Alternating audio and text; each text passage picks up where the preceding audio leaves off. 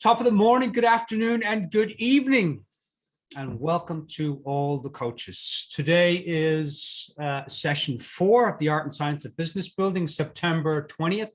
We're going to be talking today about the coaching package and the coaching fee. It's going to be a really great class. A lot of great discussion, I think. A few breakouts. It'll be fun. All right, before we jump in, let's oh, did I say September? Oh yeah, October 20th. Before we jump in, let's do logistics, Jasmine. All right, good morning, good afternoon, everyone. Logistics for this day's class. So on Wednesday, October the 27th, of course, is your next your homework study and case study class. So the homework study class starts at 9 a.m. Pacific Standard, and then the case study class gets started at 10 a.m. Pacific Standard Time. As well, reminder, our fifth class with the group here is on Wednesday, November the 3rd. And we do have Stephen McGee, who's coming to be our guest master teacher. So really looking forward to that. And then as well, reminder on the Facebook page, Dermot every Monday posts basically a chance for you to share the 3 most important tasks that you'll be focusing on as far as moving your business forward. Dermot and I are also posting what we're doing as well. So please feel free to join us there. Yes, double fist. Please feel free to join us there and to post what you are working on to get it out of your head and onto Facebook, onto a page so you can see it and everyone else can see it as well. And which means we can celebrate with you when you get those tasks done. And that is it for logistics. Jasmine, you have to say back over to you, Dermot. Back to you, Dermot, in the tie and vest.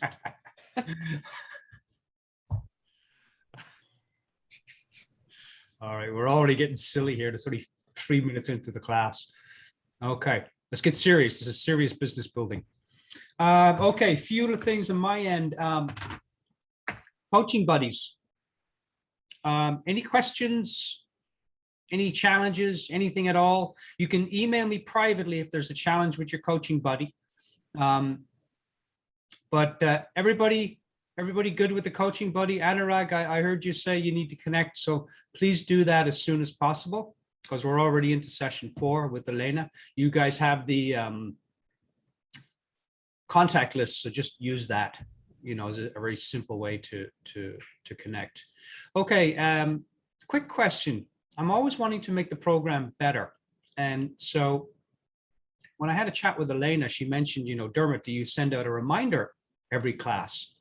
And it kind of got me thinking that maybe I should, because I have a system that I use that I think can do that. I'm going to meet with my tech lady later. But let me ask you, hands up, you know, and when I say a reminder, means you'll get an email before the full class, a 30 minutes before the full class, a link to the class, and 30 minutes before the homework study class, you'll get a link to that. Hands up who wants that.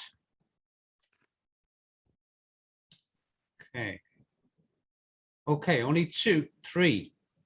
Amy, Sherry, put it in the chat. Jasmine, can you just count? Please keep your hands up. Who wants that email 30 minutes before class starts? Jasmine, Catherine. It's a majority rule here, 3. So we're going to say no on that. Okay. Sorry, Jazz. All right. Glad I asked. I thought everyone wanted, but okay. Coaching buddies. Yeah, and you know the most important tasks, they're not. It's not part of the program per se. It's not part of the, you know, the makeup of the program, but I found it very helpful to be able to use the program or to use me and Jasmine and the group in as many ways as possible. So I find that, you know, those 3 most important tasks, I call them the MITs for the week, can be really, really helpful. It's certainly helpful for me because it's like I'm posting it, so I need to be doing it. So I tend to get, sometimes it's a rush job on a Friday to get the last 2 done, but I get them done. So I would encourage you to use that most important tasks and make sure I posted on our Facebook group and now also on the inner circle. I would encourage all of you to just use it on this Facebook group, you know, for our class. Okay, any questions on anything at all before we jump in? And Mona, so good to see you. Mwah, mwah, mwah, mwah. Love to you, Mona. Love to you. Great to see you. I have a question. Yeah. Actually, about you mentioned in the video, in that YouTube video, you mentioned that there are files that can be downloaded, the contract file and something else. But I checked all the folders in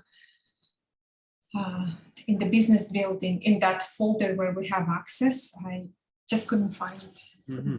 So well, I do have a contract from Ericsson. Is that the same contract? It is, yeah. That's the one. That's the one that I used for quite a while, Elena. But we're going to talk about contracts today because it's part of the coaching package. So I won't get into it. Let's talk about it. But it is the same one that I was referring to. Yeah, it's the one that Ericsson. You can just take it, use it, make it your own. It's a pretty standard contract, but it's a good one. Okay. Any other questions on anything at all? Except the meaning of life. I'm still working that one out. But other than that, you know, anything just, you know, a movie or something you want to see. All right. Put yourselves on mute if you are in the background. Okay. I'm very excited about today's class, I have to say. Okay. Where do we want to start? I think we'll start with this. In a few minutes, we're going to go into a breakout. And you guys are just going to have a very casual, easy, light, fun chat for about 5 minutes. And thank you, Amy. I'm totally, see, I need to be grounded and centered because I've totally missed the most important part of the start of the class, which is grounding and centering. Okay. Who in the class, besides me and Jasmine, who has taken time to look at the video where Jasmine grounds and centers the class and made it their own? Or you already have your own grounding and centering exercise, which all of you should start to have for your clients. That's a real important thing, is to have some kind of 1 to 3 minute exercise where you ground and center your clients. So let me put it on. Jasmine, will you put it on gallery view? So if somebody puts their hand up. So who'd like to, and remember, this is a really safe space for you to try stuff. Like, this is really a safe place for you to try stuff. So who's got the crappiest, but you have spent some time on it, 1 to 3 minute grounding and centering exercise that you'd like to try out on the class? So Jasmine and I are not going to be doing them anymore. You coaches are going to be doing them. I'll try. All right, Elena. So Elena, put your timer on. You get 3 minutes max. 1 second. When you're with a client, you can use as many minutes as you want, but just for the sake of our class today, you get 3 minutes. Okay. And when you're ready, over to you, Elena. Okay. All right, everybody. Welcome to the class. I would like to invite you to spend a few minutes just giving yourself, to invite yourself into a blank space. Place your feet on the ground, your hands with your palms down on the table or the hand rests of your chair, so that you can feel something under your hands. And for a few moments, just try not to think about anything. You can close your eyes or you can keep them open and allow yourself to enter the blank space.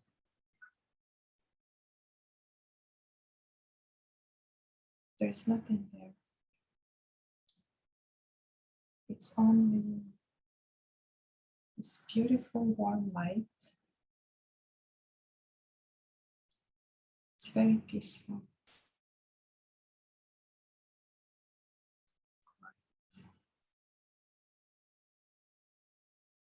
You can hear your heartbeat. And your breathing is very, very slow and rhythmical as well. There are no thoughts, no worries. You feel yourself very, very present.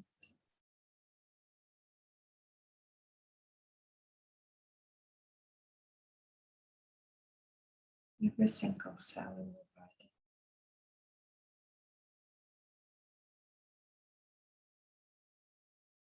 Just breathing.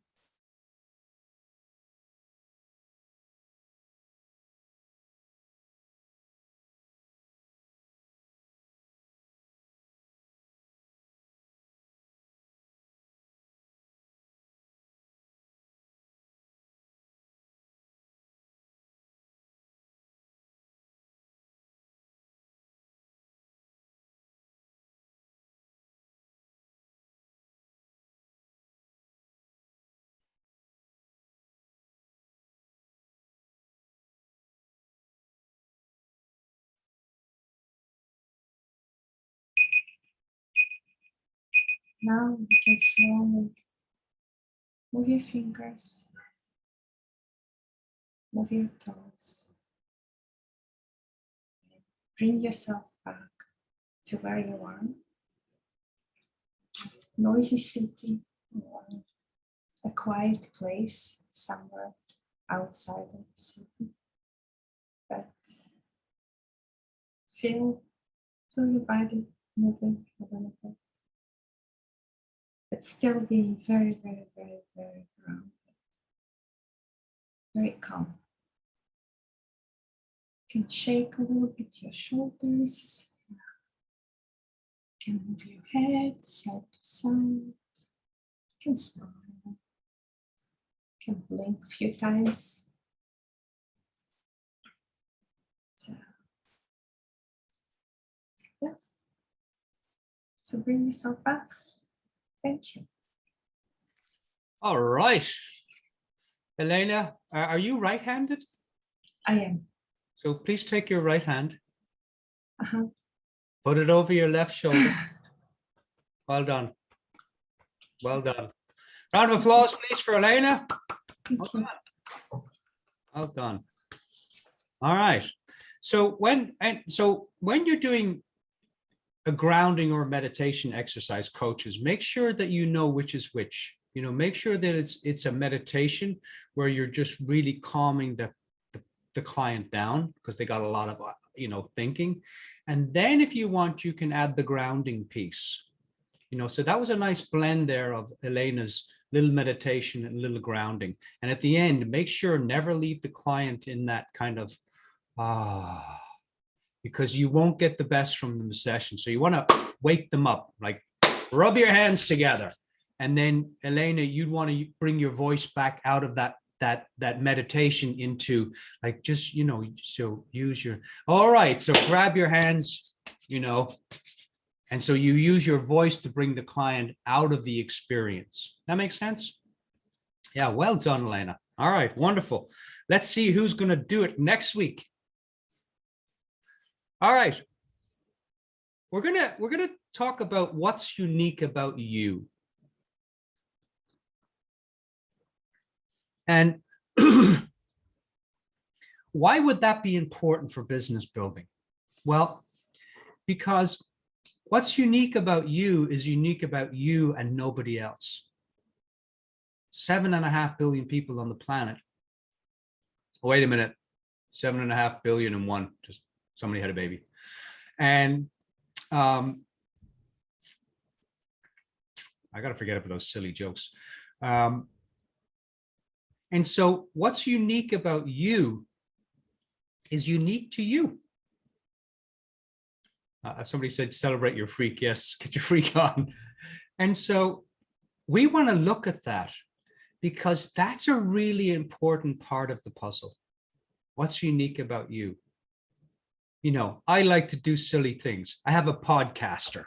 You know, I like to play songs. I do this for my clients. I do this for programs that I run, corporate clients too.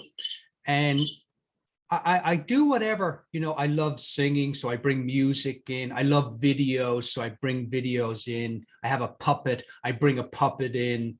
You know, when the clients are getting way too serious, or I'm asking them a question that's really serious, I'll put on my hat and I'll ask of them the question, the serious question, but the hat allows them to relax. So I use everything that I'm into.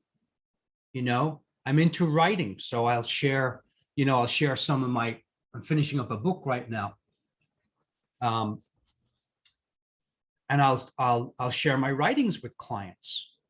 So you've got to share whatever is unique to you, whatever that is. It doesn't always have to be coaching related. Stephen McGee, who's going to be coming in next week, I was listening to him talk yesterday. And he loves like health and longevity. So he has the clients work out. One of his programs, he brought people up to the top of some mountain in South America, you know, as part of one of his programs. An amazing guy. And he uses whatever he loves to do. He calls it, oh, I think I wrote it down. What's alive in you? That's how he put it. What's alive in you? That's a great question to ask a client. What does it mean? Well, it means what's something that, you know, is knocking on the door of your heart that wants to be created. And you're saying, no, not now, maybe later. Or maybe what's alive in you is you love reading blogs about squirrels who can ride bicycles, you know, whatever it might be. And you bring that into your coaching packages. You bring that into your coaching. What's alive in you? Like for me right now, what's alive in me is just facing all my fears in life. And so as a result, I've created this program called Club Fearless for coaches, which we'll talk about much later. And so that's what's alive in me right now. My writing around finances, because I've struggled many, many years with money. And so I wrote a book about it. I didn't start out that way. I just started to write my thoughts about money. But that's what's alive in me now. So what's alive in you that you can bring to your coaching package? What's unique about you that you can bring to your coaching or a program or a seminar or a talk or a webinar or a workshop? Because if you can find what's unique about you and you can express it and share it in your work, it will catapult your business. It really will support your business tenfold. It really will. Okay, so I have a coach that his coaching is a little, what would you say, Jasmine, unorthodox? I mean, it's a little, you know, it's kind of, you know, it's a little, I don't know how to explain the coach, but he's a little unorthodox in how he coaches.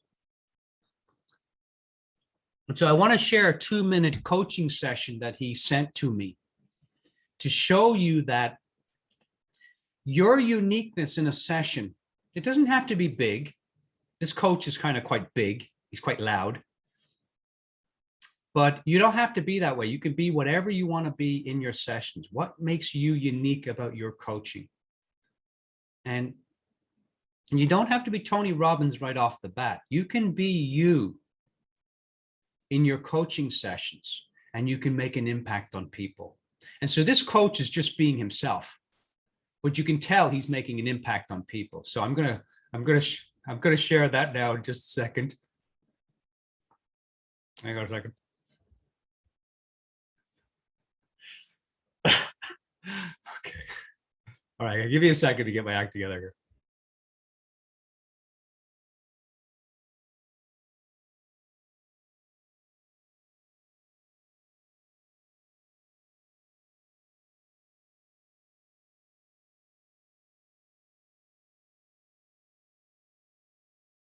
Give me 1 second, coach, is just to set this up because there's a certain protocol I got to follow here.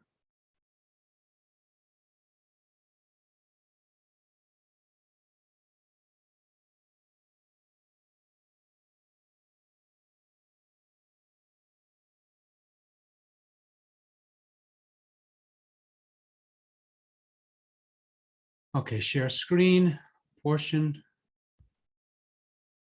share.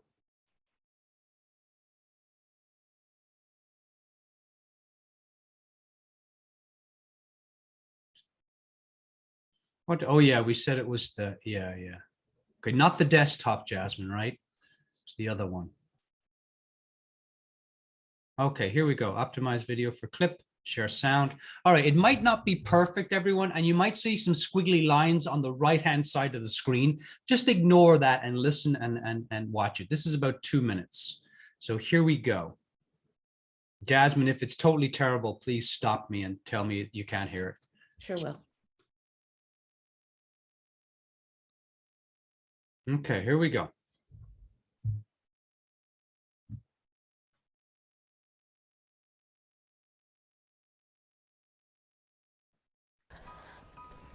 Hi. Sorry I'm late. Hey, Cookie. Hi, Michael. Wow, you know my name already. Yeah, you Natalie. Yeah. Yeah, me Cookie Monster. Do I just start talking? Yeah, sure, you can talk. Okay. Me listen. Sure. Well, Do you ever try to be somebody that you're not really to make other people happy? Oh, me making same face. Me like that face. I just lost another job. Where'd go? That's a good question. It's when I go to the grocery store, I'll just, I'll load up, I'll buy most of the things, but it's Yeah. this kind of, this gnawing Yeah. hunger that I can only fill if I'm, Eating a cookie. Yeah, me know that feeling. yeah. You going back to school? I am. Okay. It's been about 10 years. I feel like I'm on an island that is being deserted. Are there cookies on this island? I don't know what to do though, Cookie. What do you like to do? I You like cookies? Delicious, huh? That's pretty good. A little dry. You know what it is dry? My life is not moist. You need some milk. Exactly. When you're saying I should eat a Yes. cookie, is that like my whole education? Yes. You eat the cookie. Nom nom nom nom. I'm gonna graduate. Yes. And coconut is so good. You have another. You. Me. You the guy with the deer on the shirt with the sparkly glittery thing with the ribbon. That you. Do you like that? Me love it. That you know why me love it? Because that you I need to take a bite out of life. Just love, you know? love the cookie. Yeah. You gonna love those cookies. People don't understand. You can say so much by saying, Where the cookies? Where the cookies? They're right here, it's right here. I took a cookie. Are there any more cookies in bowl? I think we're fresh out. Bye bye. Can you just leave? Next. Uber Eats is loaded up with your favorites. So Oh. what's your number one? Is it a Turn that nonsense off. So you can be your unique self in any way, shape, or form. Thoughts, comments? Very talented coach, I must say. Cookie Monster, life coach. Was that helpful? I just love the lightness. I just love how easy the conversation went. There's, we throw around that word. There's no need to perform. No. There really isn't. Just be yourself. Yourself. Very nice. Thank you, Irena. Who else? What did you get from that? I mean, I know it was a silly video clip, but it actually had quite a few moments in there that I thought, wow, he's nailed it. What did you hear in that? No, I think there might something wrong with me because I just thought it was so silly. It didn't work for me at all. And then I was thinking, are all those people actors? And I had it in my mind, they're actors. So it just, I don't know. I think I'm too serious. Maybe I have to figure out how to lighten up.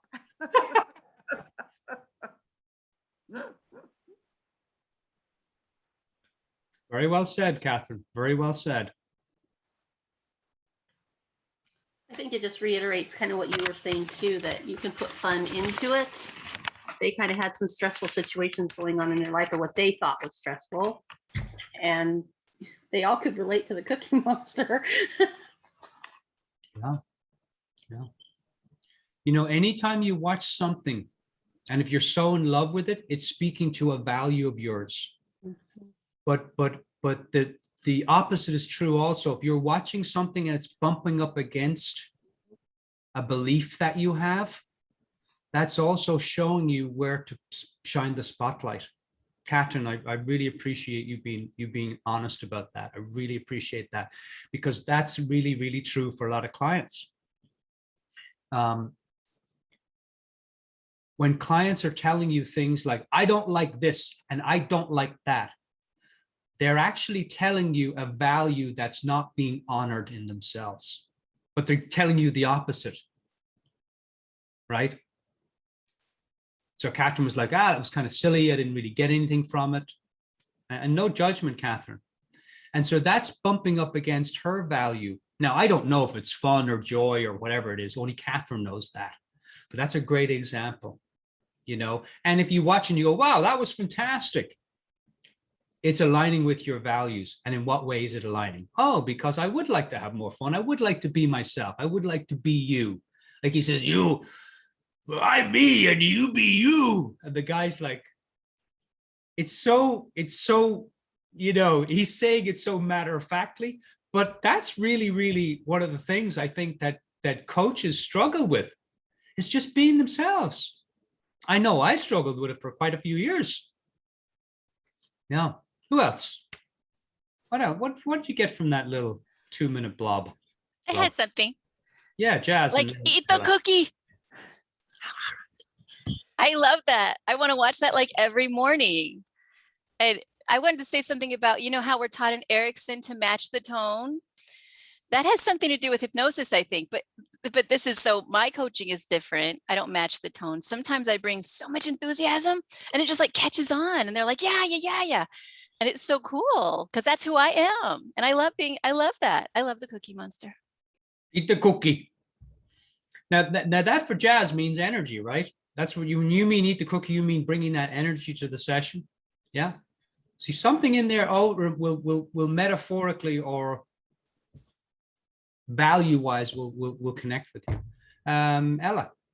I like that there was like a testing element that people could taste and try something and also disconnect from their own what they are thinking about and how they think about their problem. You know, it's amazing. I actually was coaching yesterday my another coach, and I asked the same question about what is unique about you that you can bring to the coaching, and I heard, I don't want to be unique. I always struggle to fit in, and I don't know, maybe I don't know how to help. I did something helpful, but it just came right in the right moment. What you showed me, I think I will send her, if it is possible to find on internet. Yeah, you just go to YouTube and put in Cookie Monster Life Coach. Okay. It pops up. Yeah. Thank you. Thank you so much. Yeah, Jasmine, actually, would you find that on YouTube, please, and put it in the chat for anyone that wants it? In listening to everybody speaking, I think I may have to watch it again. Oh. Well, let me ask you, Catherine, if I may have permission, what's the value in you that you might be suspicious is not being honored? Well, it's interesting because I really don't know how to, I mean, I don't know the answer. I know how to answer. I love to have fun. I love the Sesame Street characters. I mean, I certainly didn't grow up with them, but I loved them. And I, was around a lot of kids who loved them. But I guess my perception of coaching is that it's serious business. It doesn't mean I don't laugh in my coaching sessions, but it's serious business. So I think I thought that it was kind of poking fun at something that is more serious than having a conversation with the Cookie Monster. But again, I'm not saying that I don't have to lighten up. I tend to be professionally, I tend to be very serious. I've always been very serious professionally. And then personally, I'm sort of the opposite.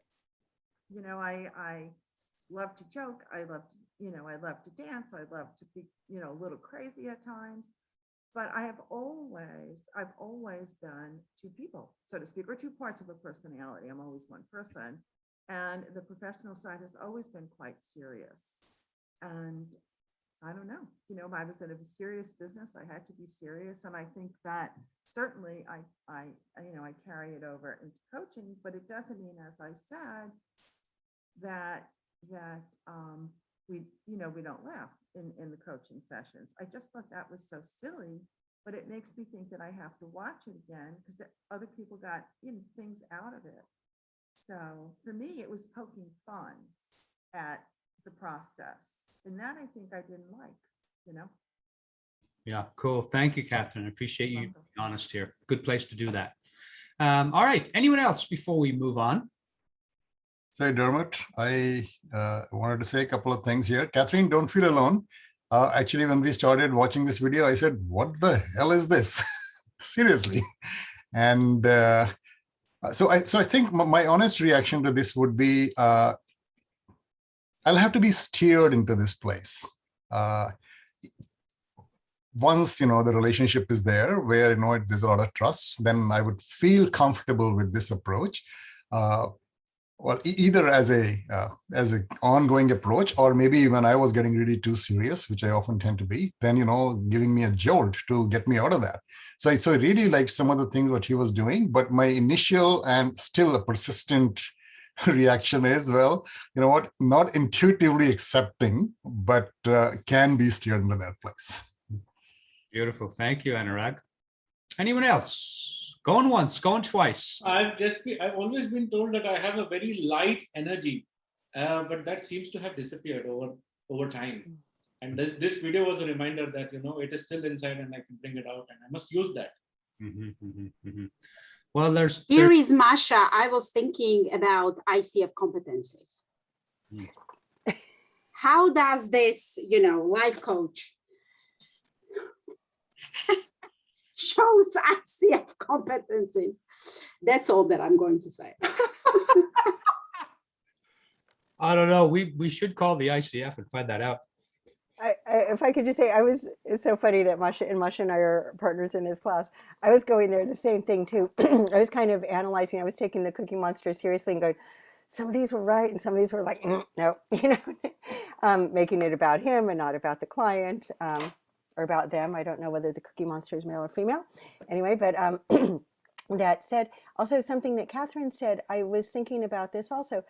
I've been married to my husband for 40 years. We have some overlap of what we enjoy both in comedy and some comedy that he watches that's just not my style at all.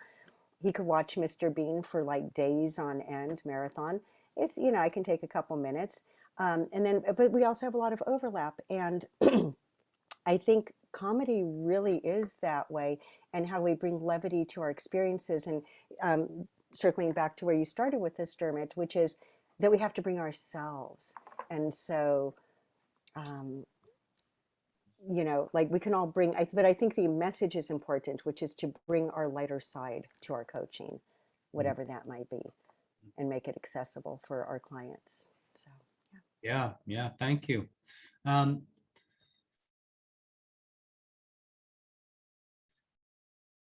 Michael Neal said something to me that I'll never forget. I said, Michael, if there was one thing that you could tell me that would really help me to be a great coach, what would it be? And he said, show up for what shows up. And for me, everyone's experience of Cookie Monster is going to be completely different. You know, which is why we're having a talk about it, because I'm not making any point. I'm just throwing out a video and then we're going to have a chat about it. There's no point being made here. Outside of, you know, bring your own uniqueness to the coaching session. And I've never forgotten that, because I spent a lot of years trying to look like a professional coach, you know, and trying to look like I had all my stuff together. And, you know, all my social media and marketing material and everything was like, you know, I spent thousands of dollars on professional photographs and you name it. And all of that stuff has its place. But it still comes down to having a conversation with someone. That's what it all comes back to, is just having a conversation with someone. That's it. Jasmine, you complete us here, Jasmine. You got anything that resonated for you on that, Jasmine? For me, it made me think of my own journey as a coach. Watching a video like that 2 years ago would have irritated me. Or people were saying like, oh, why are we watching this? And that's where I was at the time, where today I was laughing out loud because the coach I was then, very serious, very studious. Not that that was bad, but I wasn't being my full self, which is fun, a little bit goofy, likes to have a laugh. And I've brought more of that into my coaching. And it's actually made my coaching better because I'm showing up as myself, which means the clients can show up as themselves. And letting go a little bit of that perfectionism, which is why Dermot keeps correcting. We laugh about when I type and I make a mistake. That's part of me working on my perfectionism. And so now I could have a laugh at that video where before I wouldn't have. So it sort of highlighted my own journey, which was good for me. Good reflection. All right, wonderful. All right, so here's what we're going to do. Let me just take a moment just to check the chats.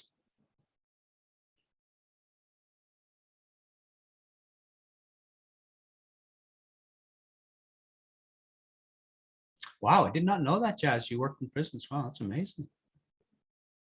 Okay, all right. So we're going to go in for, what did I say? Let me check my notes here. Breakouts of 3 for 5 minutes. So that's what we're doing. Breakouts of 3 for 5 minutes. And Amy, thank you for your little idea of a minute, you know, so we'll put 2 minutes in there. So you'll go, the first person will 5 minutes, and then just take a minute to kind of be like, all right, let me stretch, let me, you know, shift. And you're going to go into breakouts of 3 for 5 minutes. And if you don't have something to say for 5 minutes, then you can pass the baton to the next person. It doesn't have to be exactly 5 minutes. But please, somebody in each group be the timer and be in integrity with the time. 5 minutes maximum is all you get to talk, and then the person will cut you off and go to the next person, respectfully, of course. So here's what you're going to explore in there. The question. And this is related to our coaching packages, which we're going to talk about. We're going to talk about coaching packages this morning, we'll take a break, and then in the afternoon, we're going to talk about the coaching fee. We're going to do a few breakouts and group discussions. So the question is, Jasmine, if you could put this question in the chat, what's unique about you? And how might you use that uniqueness in building your coaching business? What do you bring to the table? It doesn't have to be, oh, I bring so much motivation and I'm Tony Robbins. You know, it can be, you know, I bring a calmness to the sessions, or I bring a lot of life experience to the session, or I bring a lot of humor to the session, or I bring a lot of structure to the sessions. Or, you know, I've lived a full life and I bring my experience of my life to the sessions. So what's unique about you, and how might you bring that to your coaching business? Oh, I love skydiving. Okay, well, do you want to do a workshop where everyone skydives and works on themselves? You know, or I love nature. Do you want to do a talk or a seminar? Or do you want to have the clients meet you in nature for a talk? Like, what is it? What is it about you or what you do that's unique to you? And how might you bring that into your coaching business? Make it be a part of your coaching business. Any questions on the assignment? Is it clear? Any questions at all? Sorry, the assignment's clear, but we have 15 minutes total, 5 minutes each for 3 people, correct? You got 17 minutes. So the first person will go for 5. Take a minute to kind of just move around and then go to the next. But please just take a minute. Whoever's doing the timing, please be very integrity with the timing. Yeah, so you got 17 minutes in total. Any other questions? All right, thumbs up. Clear assignment. All right, wonderful. Go in, be relaxed, and just have a nice conversation and just share and you have 5 minutes. So take time to reflect on the question. You know, don't be like, okay, what is it? Oh, like actually sit, you have 5 minutes. Reflect on the question that's being asked. What's unique about you or what you do or your experience of life or your hobbies or whatever it is? And how might you bring that uniqueness into building your coaching business? All right, Jasmine, over to you. Yes, so I'll be opening all the groups. Just know for Catherine and Mona, there's just 2 people in your group. So Catherine, Mona, just 2 people in your group. Here we go, everyone.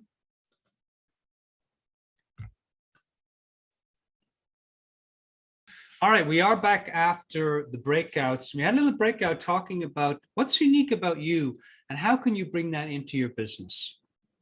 So we're going to take 5 minutes and just talk about that a little bit. And then we're going to move into coaching packages and bring it all together, bring this conversation all together. Hopefully. All right, so let's hear from 3 people. Take a minute and share what's unique about you and how do you want to bring that into building your business?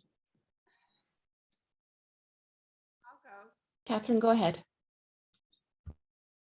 Here in the movie business, I was an entrepreneur in the late 70s. I had a male partner, but certainly there were no female entrepreneurs in the late 70s. They did come later.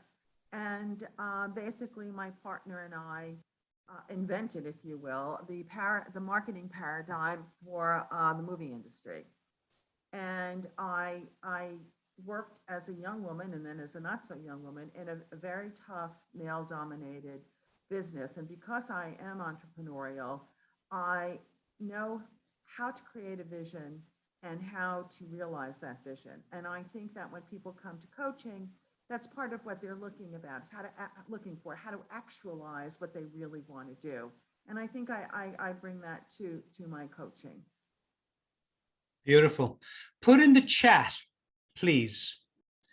Put in the chat, what's one unique thing you see about Catherine that what's one thing unique that you see about Catherine? Put it in the chat, please. Because sometimes we don't see what's right in front of us. Now, I see all those things about Catherine, absolutely. But I also see a strength. I also see a real definition of character. I also see, great personality. I see someone who's very grounded in themselves.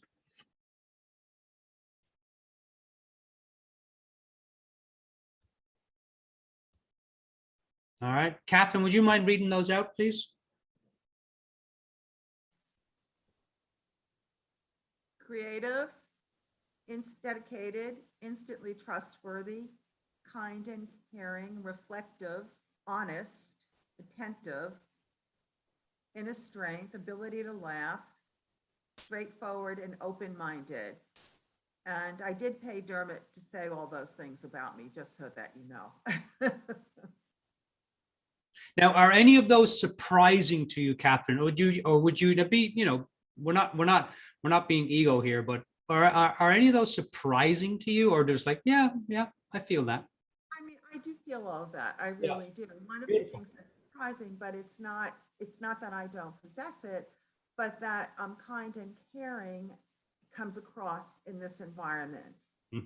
So that was interesting to me. Yeah. Yeah, beautiful. And I Thank was- you, Catherine. All right, who else? What's unique about you? And how might you use that in your business?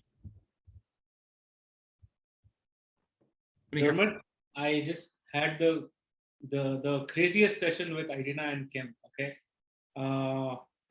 so I know for a fact that the grounding session in my case is going to be a meditation session because I have done it in the past, and I plan to use music as a way of finding out what is that song telling the person. Music is also going to be a part of homework, like one song, listen to it every day until you get what the song is saying, and yeah, that's the ending of the session. So I have that much till now. It's great. Love that. I love that. That's a great idea because everything reflects our values. Yeah. Everything, the clothes we wear, the glasses we wear, the background, everything in our home, everything in our pockets. Green is my favorite color.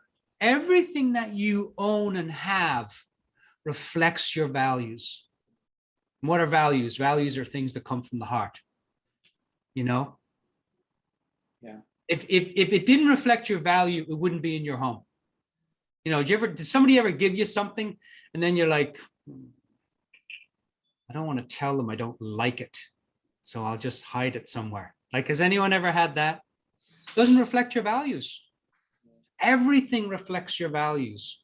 So that's a beautiful way of using that, one of your values, to enhance your coaching practice, Avinash. Put in the chat, what do you think is unique about Avinash? For me, I love that Avinash will try stuff. You know, we've done a bit of coaching together, and I just love that he's willing to try stuff. What else? Avinash, would you mind reading those, please, as we go? Start with Jasmine, fearless. Yes. Fearless, self-aware, innovative, creative, tender and caring, honest, creative, open-minded, fun, spontaneous, great breadth of ideas, full of ideas, thinking out of the box. Wow. Are any of those very surprising to you? What's one of those that's like, no way?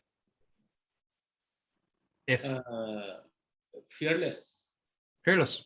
Okay. Yeah, there's no way. Yeah. All right. Wonderful. Thank you, Avinash. Thank you. All right. Last person. Who else? Now I'm going to ask a different question. Who's the person in the classroom that absolutely does not want to share? I'd like to hear from that person.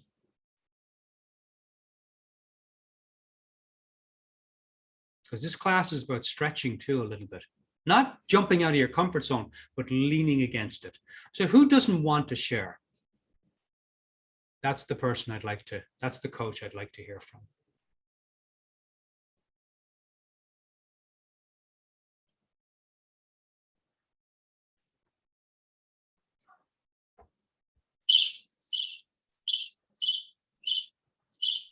Okay, I don't want to share. Okay. Yeah. All right, Elena. I know it's typical mismatcher. Right? Okay. What's unique about you, Elena? I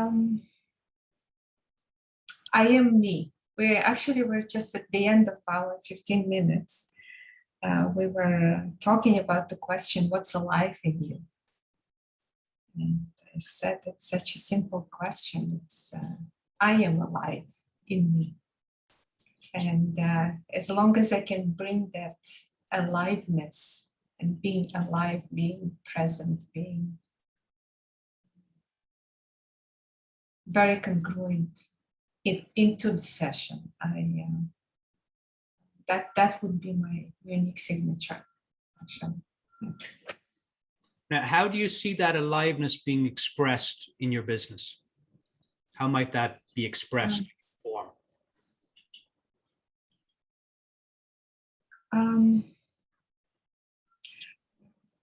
I am being real, just don't pretend. I am what whatever you see is, it is what it is. So there is,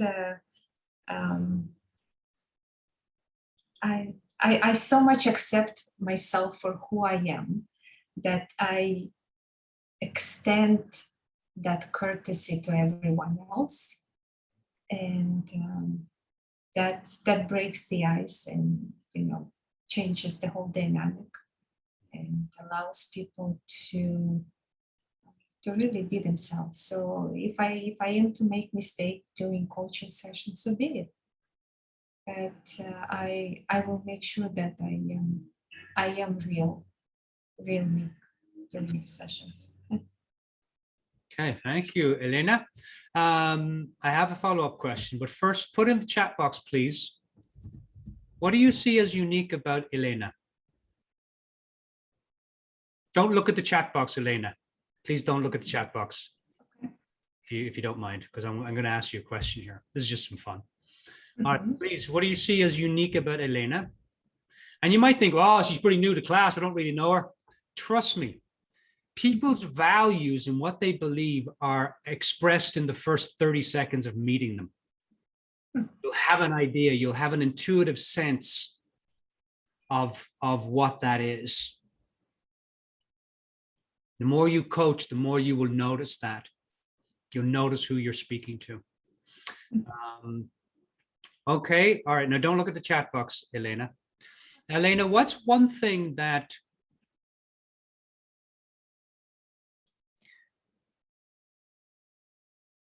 you don't find unique about yourself?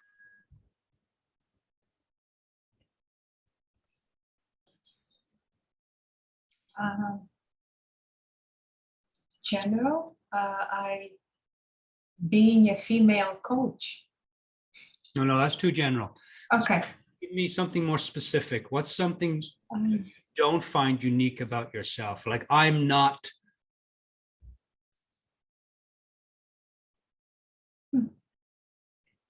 Don't look at the chat box now. No, I'm not looking. I'm actually looking at the street through my window. What's one thing that if somebody said to you, hey, you're this, you'd be like, no.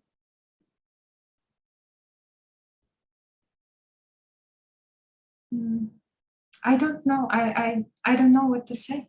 Yeah, all right, wonderful. That's the right answer. I don't know. Right. Have a read in the chat there. After, where did we stop? Does anyone know where we stopped? Jasmine? Yes, I wrote the question, what's one unique thing you see in Elena? So after that, it's All Derek. right, so Elena, would you read after Jasmine wrote, what's one unique thing you see? But good, well done, Jasmine, I like that. Would you read them out, please?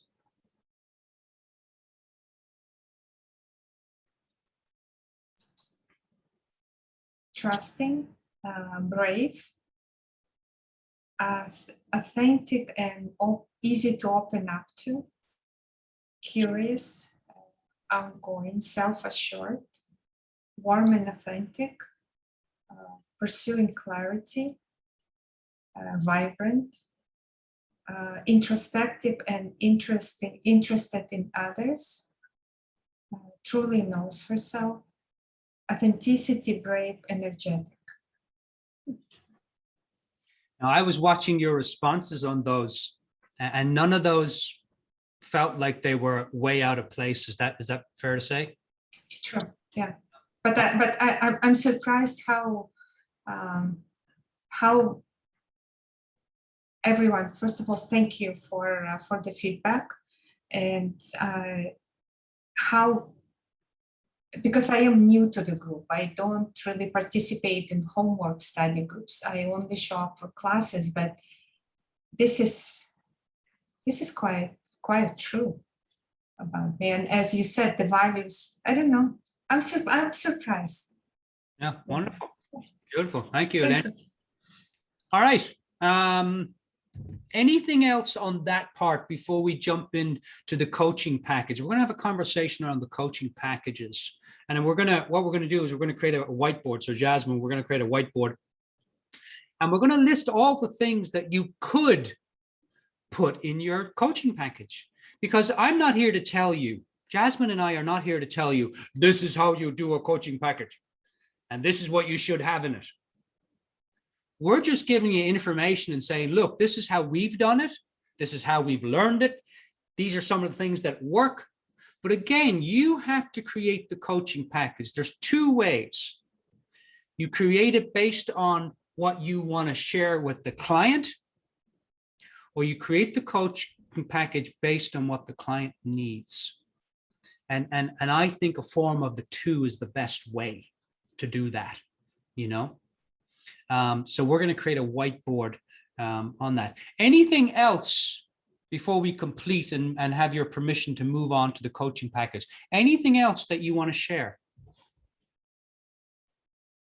about your own uniqueness? Anything else you want to share? Is there anyone in the class that would love to, maybe a little shy, but is there anyone in the class that would be like, boy, I'd love to hear how the class sees me? Is there anyone that would love to just have that, do that? Just what we did with Elena and Catherine and Avinash. Anyone would like to have that experience to see how the class sees them? And again, this is a safe space. Dermot, I think that will be, sorry, Jasmine. No, it's okay. I have just say Amy and Ella have raised their hand. Okay, so Amy, you wanna do it?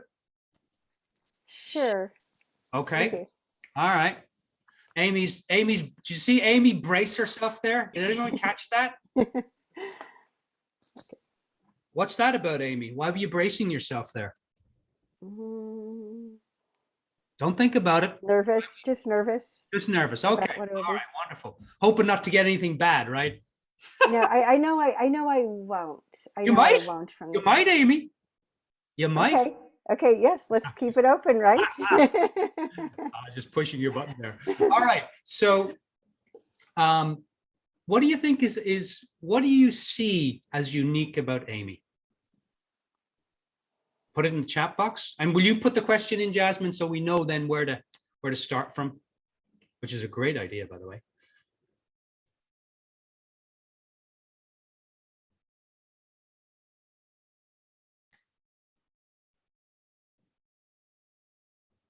Now, before we do that, Amy, share one thing. What would you say is the most unique thing about you?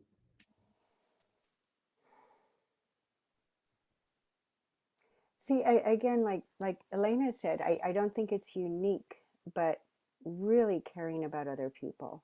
And that's probably something that's true of everybody in this class. That's why. Amy. Okay. We're not talking about all the Okay. people in the class.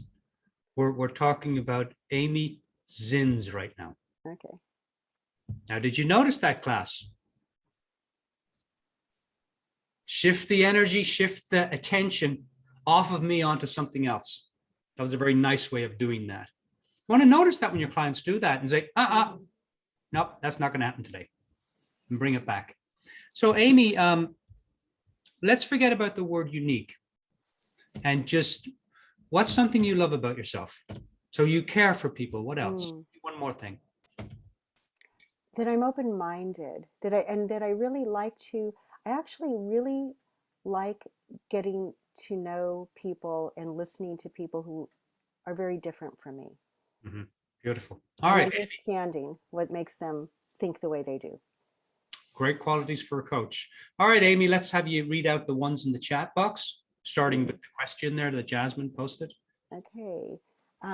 Life-giving, vibrant, loving, brave, open, kind, humble, sincere, brave. Amy is a heart, gentle heart, sweet, open, simple and straightforward, very easy to open up to, kind and thoughtful. Thank you. All right, what's the one that you say? Brave. No, really? I saw a reaction on another one, but I'll take it. Okay. which was the one you saw the reaction on? Coaches, what was the one that we Oh. got a reaction from? I think I know. Vibrant? Yes. Vibrant, yes. That was the one. That was the one. Because I think I'm brave because I do things that scare me. So I guess that's brave. Not the absence of fear.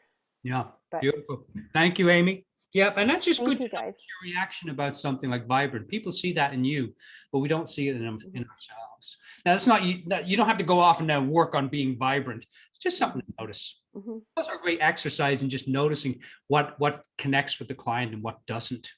You know, so noticing those little, and then they go on to the next one. That's really something to notice for clients, you know. All right, last person. Who was it, Jasmine? It was Ella. All right. Okay. So coaches, what do you find unique about Ella? And Jasmine again put that question in there.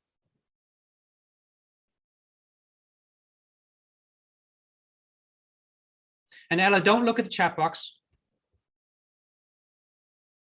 Step away from the chat box, Ella. I closed. I don't see anything. Oh, you closed it? Okay. What's one thing that's not unique about you, Ella? That if somebody said, oh, wow, you'd be like, no. I am not brave. You're not brave. Okay. All right. All right, coaches.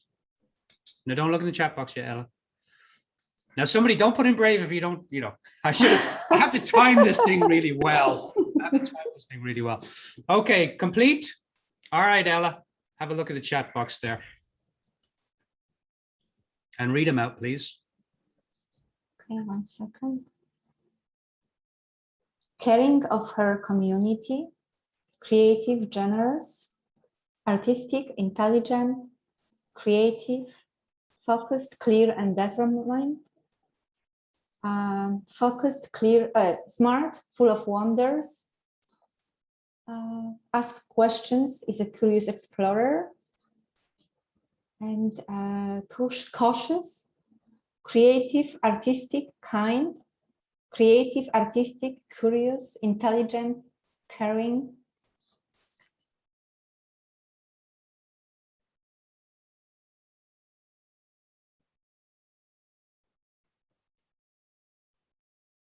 Thank you.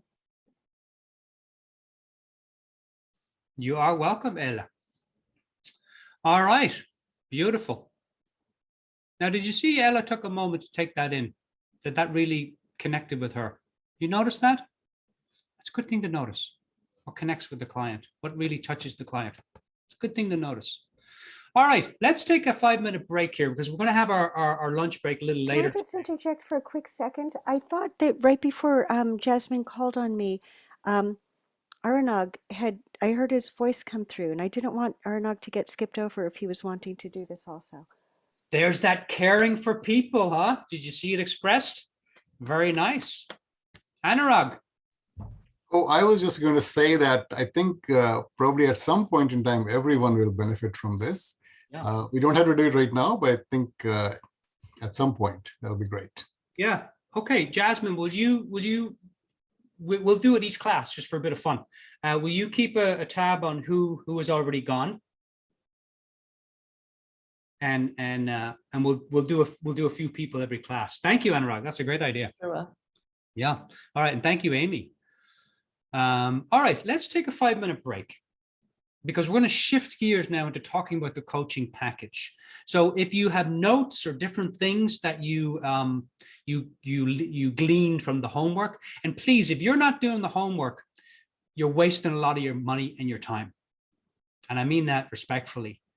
Do the homework. Look, listen to the audios, listen to the videos, because if you're not doing that, all that is designed to really set you up for a deeper conversation when you come to class.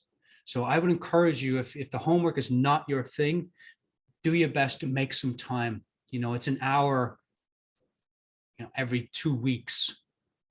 So do your best to, roughly it's an hour and a half every 2 weeks. So do your best to watch those videos. Okay, let's take a 5-minute break, and we're going to have our big break, our 15-minute break, probably in about 45, 50 minutes. So take a 5-minute break, everyone. Jasmine will give you a 1-minute notice to come on back. Grab some water, do whatever you need to do. Just step away from the computer for 5 minutes and we'll see you back in 5 minutes.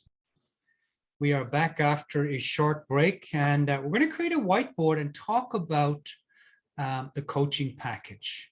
Now, part of your homework was to listen to the 30-minute audio and then to watch the video on coaching packages. Now, when I started my journey as a coach, I started off with no coaching package and not charging. And then I went from no charging and no coaching packages to charging $25 for one session. And then from one session, I went to a month coaching package, which was 3 sessions, an hour, the first, the second, and the third week. And the fourth week was off for, I called it implementation of any action steps that didn't get completed. And then I went to a 3-month coaching package, and I did 2 90-minute sessions, and I started charging a couple $100 for that. And then I started charging a little bit more for my 3-month coaching package. It was 2 90-minute sessions. I think it was $300. And then from there, I went to a 6-month. I created a 6-month, a 9-month, and a 12-month. And I would offer those to clients, and everyone would always take the short package. They would always take the 3-month package. And when I went to talk to my coach, Steve Chandler, about coaching with him, I could not afford his 1-year program. It was 6 figures. It was way out of my package range, my bank account range. And so Steve said, look, work with me for 3 months. And then if you want, we can work together for another 3 months. And I said, okay, I can do that. And I paid him up front for the 3 months. And of course, I was paying him a lot of money. And so I said, okay, if I'm paying him for 3 months, thank you, then, sorry, just getting some food here. I'm going to be totally unprofessional and eat because I have a sugar thing and I have to eat.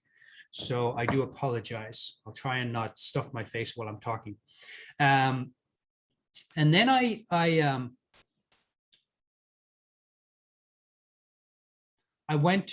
did a 3-month, a 6-month, and a 9-month, and a 12-month, and everyone would take the shortest package. And so then I took the shortest package out and I went to a 6-month, a 9-month, a 12-month, and everyone took the 6-month. And then I went to a 12-month package where we worked together for 3 months. And at the end of 3 months, if we want to continue, if both of us want to continue, then the 9 months gets paid. So I had a lot of different packages, everybody. Jasmine, would you take a minute and talk, because I'm going to eat.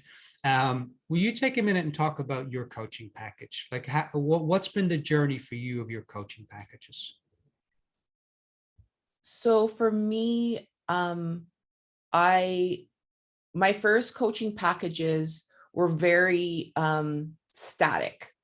So they weren't based on what the client was looking for. It was the same idea that Dermot spoke about.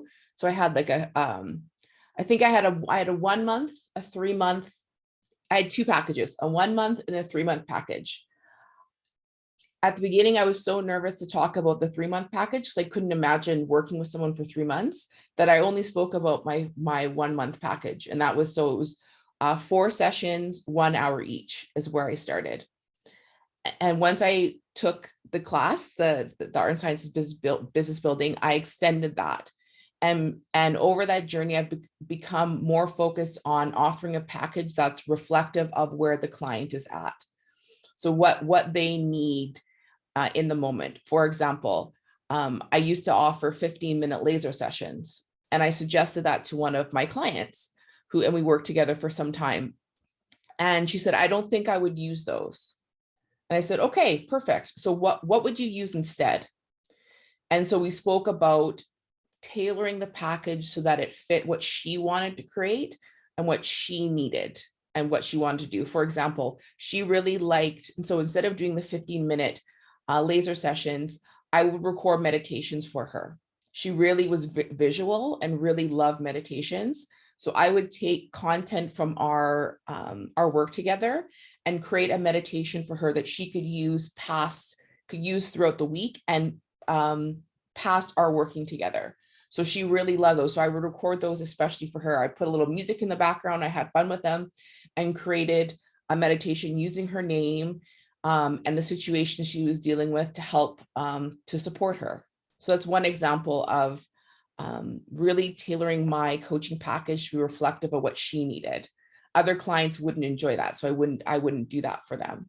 One client really liked to walk, and so she would I would record the sessions on my end, but she would be on Zoom and she'd be walking just on the street, and she found that really therapeutic. One gentleman really liked to be in his car, so he would sit in his car and I would coach him there. I would be in my office, but he would be in his car. He found he was more creative when he could drive around. So that's, but it was all based on what the client needed.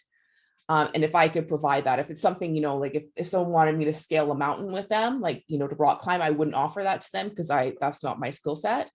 But I'll adapt to them as much as I can to that will best serve them and is also reflective of my values as well.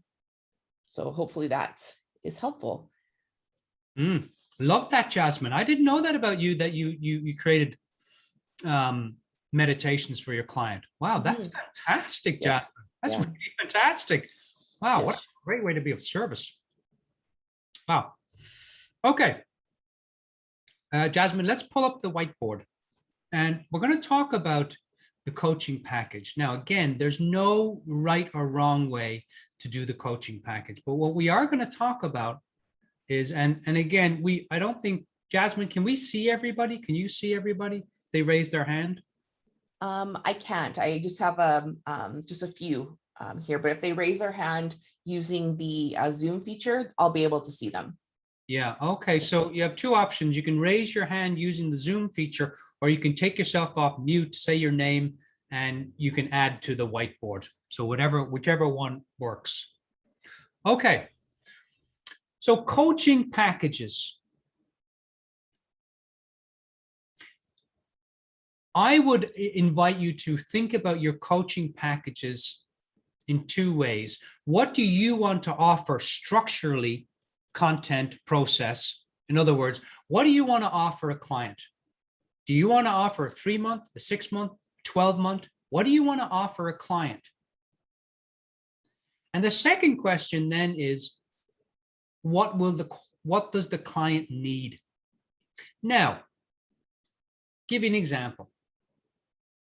So I offered my standardized coaching time is 2 hours twice a month. And I got a new client and the client said to me, Dermot, that does not work for me. 2 hours of coaching, she said, I would be pulling my hair out. That's too much. And I said, what would work for you? And she said, maximum 90 minutes. So I said, okay, wonderful. Let's do 90 minutes. And so I calculated it, it was a year session with 4 hours per month, so it's 48 hours over the year. And if it's 90 minutes, it worked out to be 50 something hours. So you can play with it in that way. So you want to offer what you offer to the client.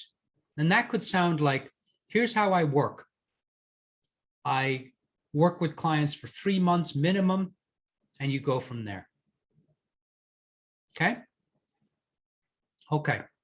So questions on the coaching package. We're going to go and create a coaching package based on everything that you want to bring, and then you can take from it what you like and leave the rest. Let's see how we're going to start this conversation. All right, let's go into the coaching package, because I think any questions about the coaching package will come up during this exploration. Okay, so what is a coaching package? A coaching package is something that you offer to the client. It has structure, it has content, it has a price, and it has process. Structure in terms of, and again, these are all your responsibilities, by the way. Structure. Part of the structure is you offer how many sessions per month and how much time for each session. That's structure. Process. Process is anything that Actually, write this down, Jasmine, because this may be helpful. So structure is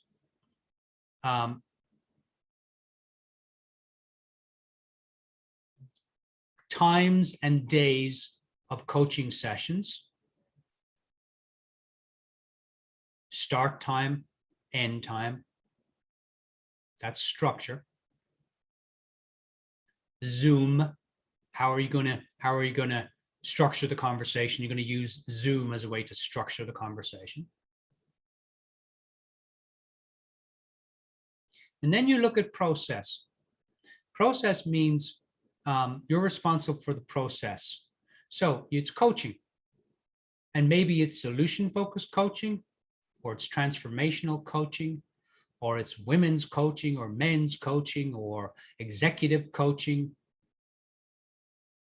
And the processes you will use are everything that you've learned at Ericsson. That's the processes, the tools, you know, the as-if shifts, open-ended questions, listening, silence. That's the process. So process, structure, and price. Price is the price of your program. They're the basic things that you need to think about when you're thinking about your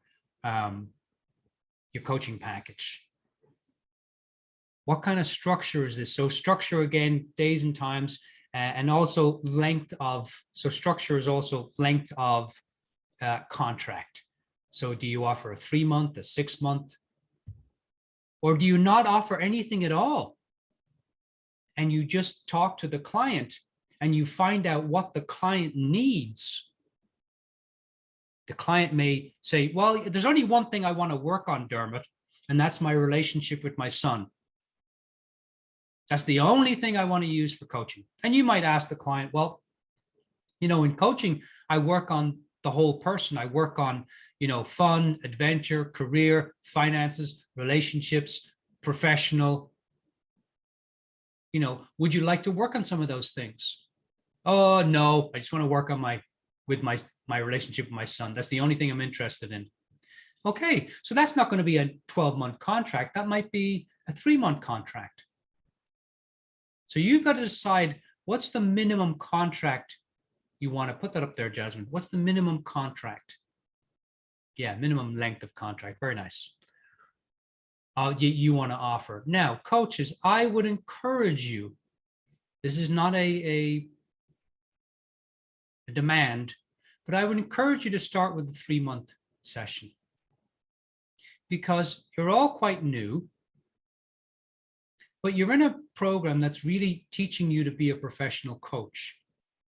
And I would start off with a 3-month contract. Now, if a client says to you, I can't afford 3 months, then you say, okay, well, how about, you know, let's say it's, you know, it's $3,000 for 3 months. I can't afford 3 months. Okay, well, let's do half of that for $1,500. You know, let's do 6 weeks instead of 12 weeks at half that price. So you can offer that to your client. There's no set rule here, coaches. We're just playing with ideas for you to play with. Everything that we talk about today will change. Everything that we talk about today will change for you. Derek is a great example of that. He came into the program. He wasn't offering a year program, and now he is. And that year program is $25,000 for the year. And he's offering that, and now he's getting clients that are paying him that. So that's a great example of, hey, we can offer this, but you got to offer what's going to support the client. In the same way, if you go to a doctor and you say, I broke my leg, the doctor says, okay, well, it's broken in 4 places, and it's going to take us 3 months of rehab. You need to come here every week. And I'm going to do this, this, and this. And within 3 months, you'll be back on track. Now, if I said to the doctor, no, I don't want to do that. I just want to come once a week, doctor. Your doctor will say, that's not going to work. And I've said that to clients. They say, no, that's too much time, or I don't want to invest all that. I said, well, it's not going to work then. Because in my professional opinion, this is the time and the structure that's needed for this, based on my own experience of working with clients. Now, you might not have that experience, so you've got to make a call based on what the client wants to work on. And you got to keep talking to the client. The client will really help you to create that. Okay. Dermot. Yeah. Derek here. Just on that is one of the things that I recognize reflecting on that conversion of my one client finishing 3 months and going for another 12 straight was in that 3 months. It was also, in as much as prior to that, a long time ago, I was doing an enrollment with him. The 3 months was an enrollment as well. We did a lot of great work together, accomplished, but we uncovered an ocean of stuff that he wants to keep working on with me. Yes. Mm-hmm. So the conversion from 3 to 9 actually was very, very helpful. If I reflect back and I say, if I had pitched him 12 months a long time ago, I don't think I would have gotten there. Just this one thing I do note on that. So the 3 months, hey, you start, you get some accomplishments, and then it's saying, let's continue on and let's do the rest of the 9 months. Yeah, I really appreciate you bringing that up, Derek, because that's typically what happens. Someone will work with you for one session and then they'll be like, oh, could I work on this? And then it becomes 3 sessions. Oh, and there's this other thing, and you start to uncover and unravel. And also the client is feeling more trustworthy with you and rapport is being built, and their heart and their mind is opening up a little bit more. And as it does, more and more their values want to be expressed. I want to go to Honolulu. I want to go to Hawaii. I want to go skydiving. I want to do this. I've always wanted to do that. The more you work with the client, the more those values open up. And so that's a great example of that. So, if 3 months doesn't work for the client, work with them for a month. Get that door to open to possibilities, and then they're going to work with you more. Yeah, thank you, Derek. I appreciate that. And if I could just add one more, and maybe this is later on, but on pricing, I was reflecting on this week with a couple other new clients that I got, but another dimension to it, which is effort. In the sessions, as I reflected on it, I give 200% in the sessions. And, in our groups earlier, I was telling my classmates that, to me, like I tell, like when I book my calendar, I'm saying, okay, for these clients, for every hour of coaching, I want another 2 hours booked in my calendar this week to prep, reflect, review my notes, contemplate, in service of that client. And so, I bring that up because in some cases it's like, okay, this is what the client wants to pay. Okay. 1.5 times my time in a session. And I know we can do amazing work with that level of effort. But on another client paying 2 or 3 times as much, it's like, yeah, off after the session, I might spend 2 hours of reflecting, contemplating, noodling, sending resources. So I don't know where in this coaching packages that you can come up with different pricing structures, not just based on time, but based on how much of you do they need outside of the session? Yeah. And thank you. If you're a new coach, we'll cap that because it's a nice little introduction to what we're going to do here. If you're a new coach, I would be thinking, get as much experience as you can. I wouldn't put a whole lot of attention on your coaching packages right now. Create one for 3 months if you like. But my attention for new coaches who don't need the money, who just want to get the experience and get better, coach your butt off and just coach. We've got a little bit of homework later that's gonna reflect that for the next 30 days. I'm going to put you all on a coaching, on a coaching, what do we call it? Getting clients ban. Now we'll talk about that at the end of class. Amy. Yeah, quick question for Derek and for Dermot. If you have people who are wondering about your fees and the fee structure about that. Sometimes somebody might want to talk about that. I haven't had that with a potential client, but with family and friends who I'm telling about this. Do you ever, Derek, do you ever explain or share with your clients all the extra time that you give them, or not really? So far, no. As I was saying, my learning in this journey so far is let them experience the outcome of coaching with me. So the enrolling, which we're learning about early on before we get them on a package. But then during that package, it's like, oh, wait a minute. I just got some resources from Derek, or as Dermot does with us, we get resources from him outside of the class. But it's mindful. It's resources that he really thought about this before he sent it. It's not like I have a list of stuff that just says, oh, I send this to everyone.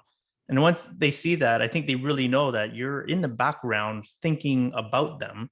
You're in their corner doing that analysis of the discussion while they're moving on into something else.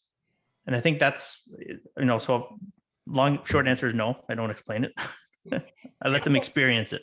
Kind of follow-up question a little bit, is wondering if you or anybody else shares notes. One of my ICF peer coaches has been sending me just like a real detailed recap of things in our session. And me personally, I find it really valuable for me as a client, and it makes me feel really it makes me really value her. It makes me feel very important. So I get this sense of like, wow, she's taking time that about 48 hours later, I get this recap. I wonder if anybody else makes that part of their practice. Yeah, I'll jump in with that, Amy. That's again, when in doubt, ask the client. So in terms of coaching practice, when in doubt, ask the client. We're going to talk a little bit more about that. But I used to send notes to all my clients. I never asked them. I used to send them the notes. I'd put them on a whiteboard, and then I'd take a picture with my phone. And then Zoom came along. I would send them the whiteboard with all the notes, or I would take a photo.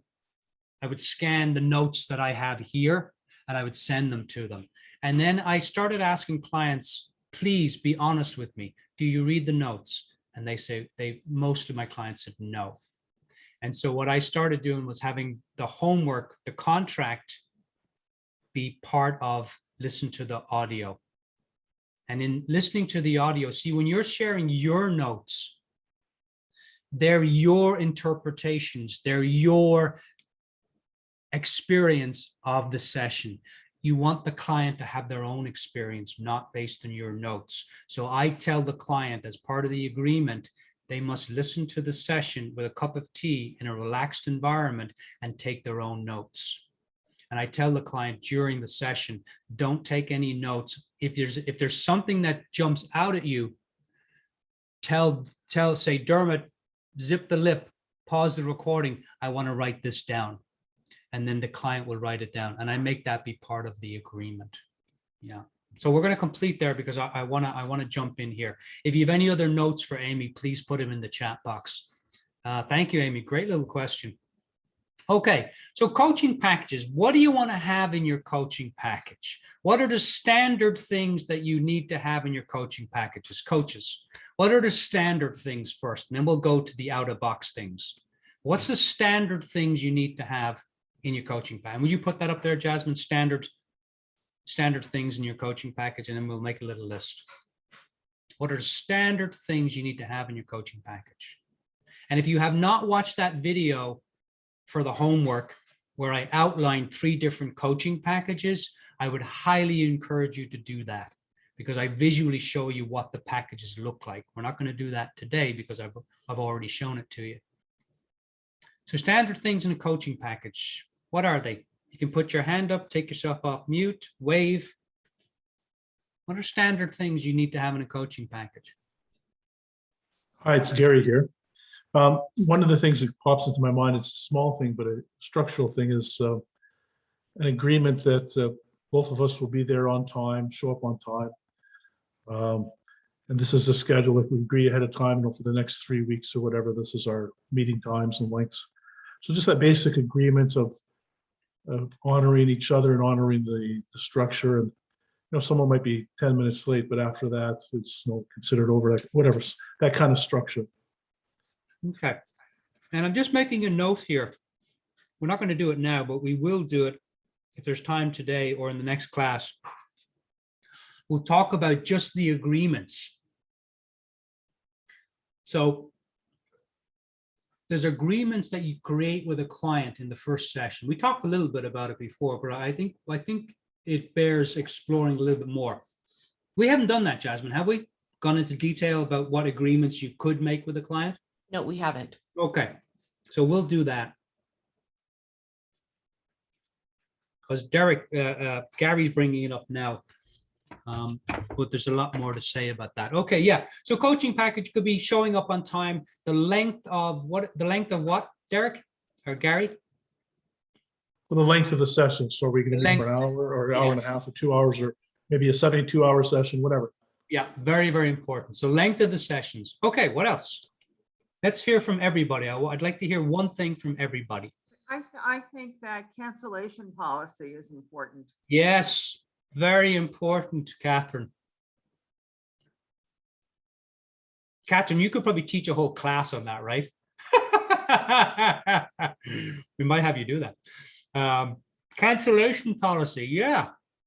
Catherine, can you say a bit more about that? Like, what kinds of things should we be thinking about in terms of the cancellation policy? Well, let's say, we have this agreement now. We're going to do just for the class, let's say we're going to do 3 months.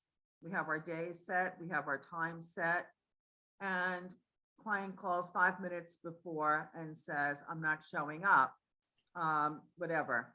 So I think we have to have at least a 24-hour cancellation policy. Otherwise, the client would be charged, because I think our time is important, their time is important. And I think, quite frankly, if someone has to pay for a session that they're not going to show up for, that will make them think about canceling it at the last minute. Yeah. Obviously, unless, there are always extenuating circumstances, but in the normal course of events.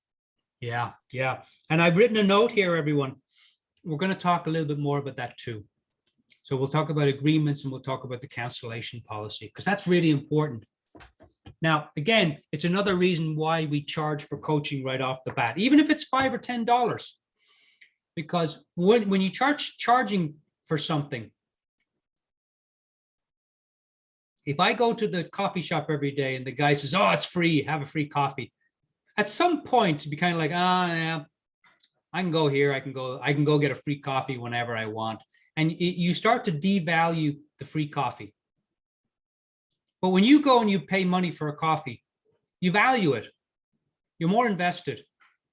It tastes better, even though it's the same coffee. It tastes better. Why? Because you paid for it. You have some skin in the game. Yeah. All right. What else? Let's hear from one from everybody in the class. Amount of time between sessions. Amount of time. All right. Say a little more about that, Sherry.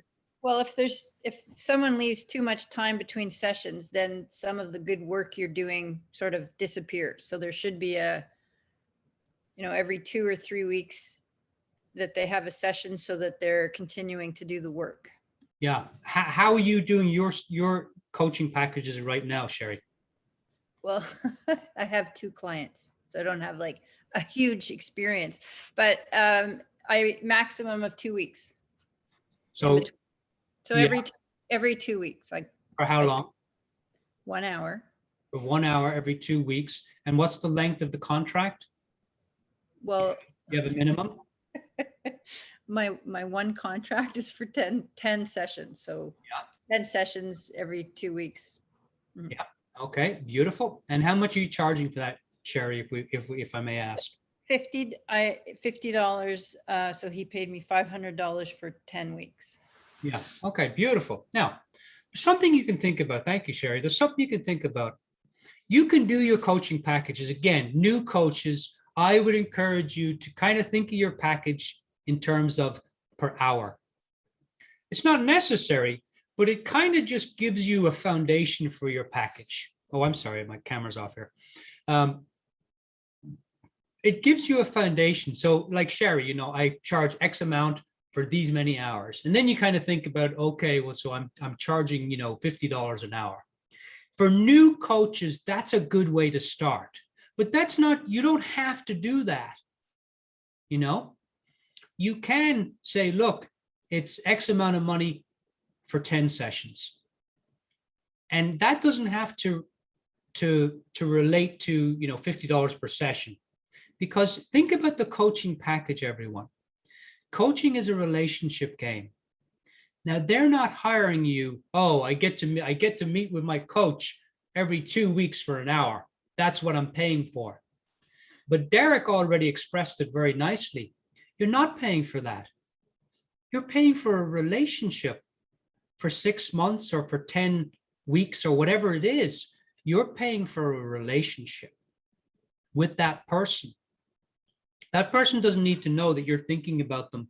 You know, I have a little on my desk here. I have a little sticky note, and it has the names of my clients. And it's a little sticky note, and it has the 6 names of my clients. I have 6 clients per time. That's all I do now. And every day I look at it, and I think I just take a minute or two to think about them. Oh, and I'm like, oh, let me call John. See how his Monday's going. Hey, John, how's it going? Dermot, what are you calling? Did I miss my homework? I'm like, no, I'm just calling to say hello. So every day I'm thinking about my clients. I have a relationship with them. You know, the same when you're boyfriend, girlfriend, right? It's not that you meet on the weekends and you're boyfriend, girlfriend on the weekend. There's a relationship being built. You're thinking about that person. You're spending time with that person. You're sending that person things. It's a relationship. Coaching package is the same thing. They're paying for a relationship. They're not paying for numbers on a page. Okay, next, who else? Who has not offered something here? Again, this is a safe space. You don't worry about getting it wrong or right. It doesn't matter. We're just exploring options right now. Zoom premium and Dropbox premium. Yeah, so you might in there tell the client, you know, how you're going to meet. Yeah. And what resources you're going to give them. Is that what you mean, Abhinash, or something? Yeah. How are we communicating and exchanging information? Yeah, very nice. And that'll be in the now that could be, you know, that could be part of the coaching agreement. So or well, let's call it the contract.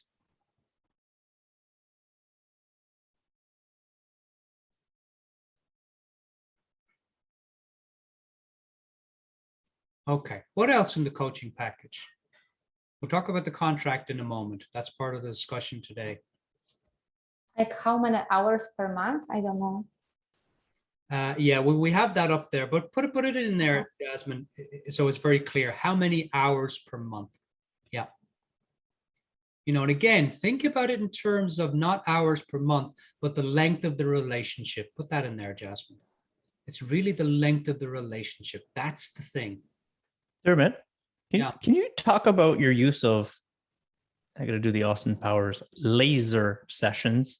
Yeah. I'd like to learn more about that. Yeah, okay, so put that in there, Jasmine. So how many laser sessions are you offering? So, Jasmine, I see you correcting a few things there, Jasmine. What's going on? My bad. Perfection. Has a new agreement been created that I don't know about? No. All right. Okay. Now, did you see what I just did there? I used some humor to connect back in with the agreement that Jasmine and I had made. So that's something unique that I bring to the table.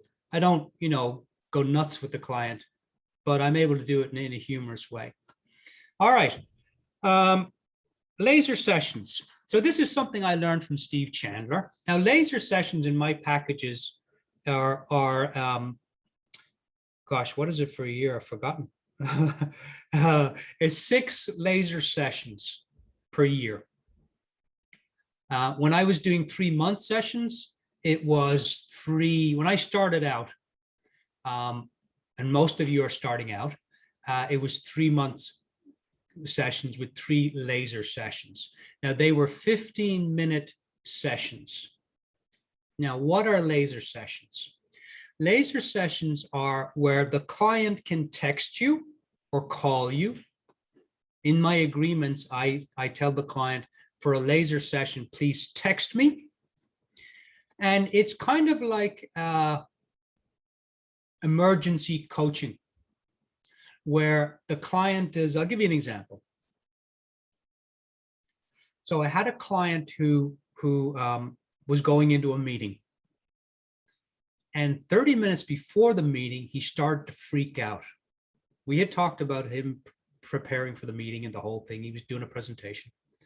And 30 minutes beforehand, he started freaking out. And he texted me and said, Dermot, can I have a session, a laser session right now?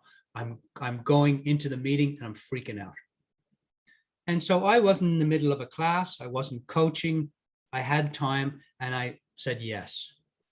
And so we did a 15-minute session, an emergency session. And that's what a laser session is. They're really an emergency session. Hey, Dermot, I'll just give you some more examples. Jasmine, maybe you have an example too.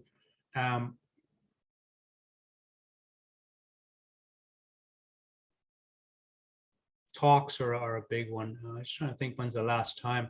You know, some of my clients use them and some of my clients never use them.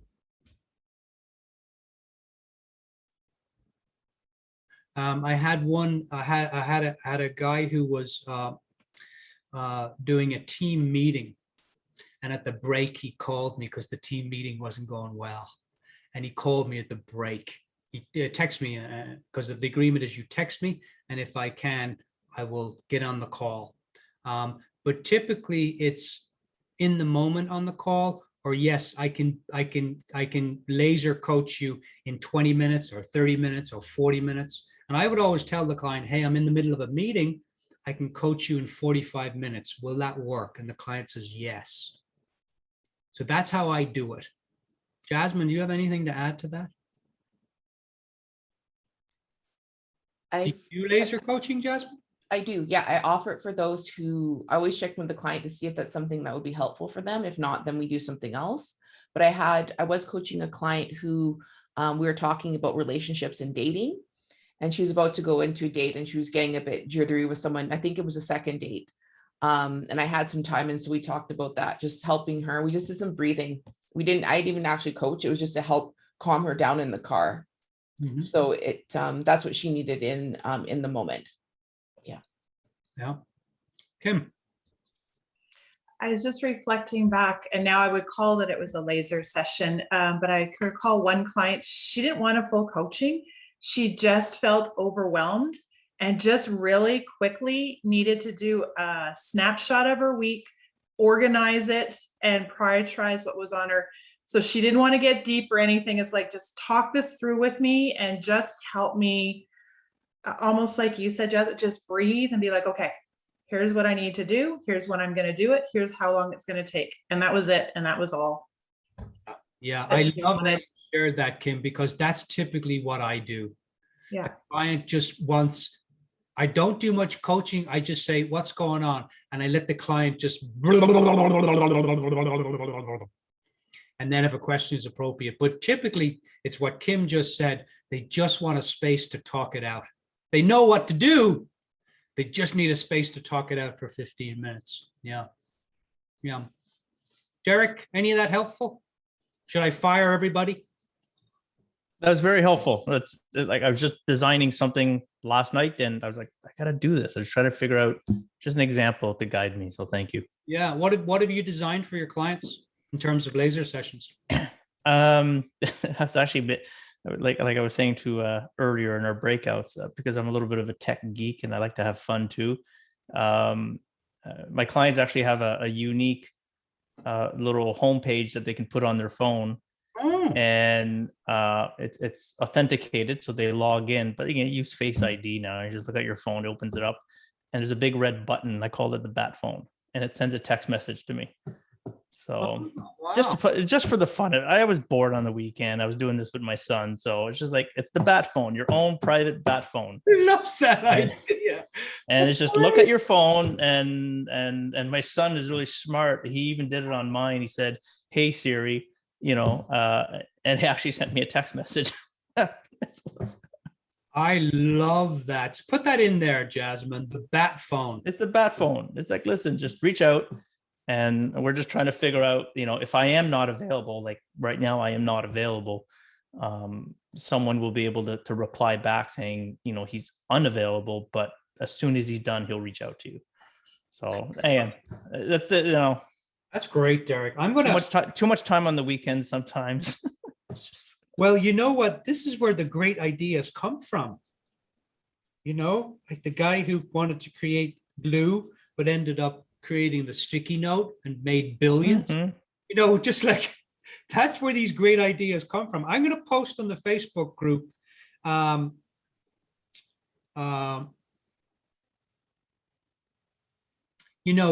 Just things you're offering, in your business, something like that. I have to think of the word. Things I'm offering. There was something else that I was noodling yesterday, and now that I actually have a couple of annuals, and again, I'm just designing more details in it. And sometimes I hear, "Hey, I'd love you to work with my staff or my team member."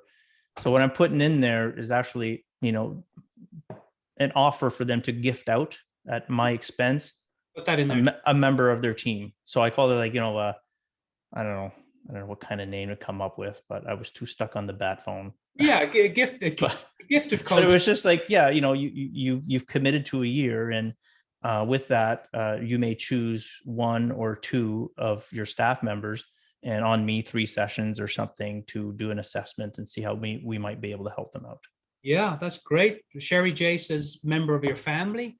Yeah, and that's kind of part of the referral thing, where you can offer your clients, hey, as part of this package, you also get 3 one-hour sessions to gift for your staff members or for anyone that you choose could be helpful, and know that I won't be selling them anything. This is just a gift as part of your package. You can gift it to them.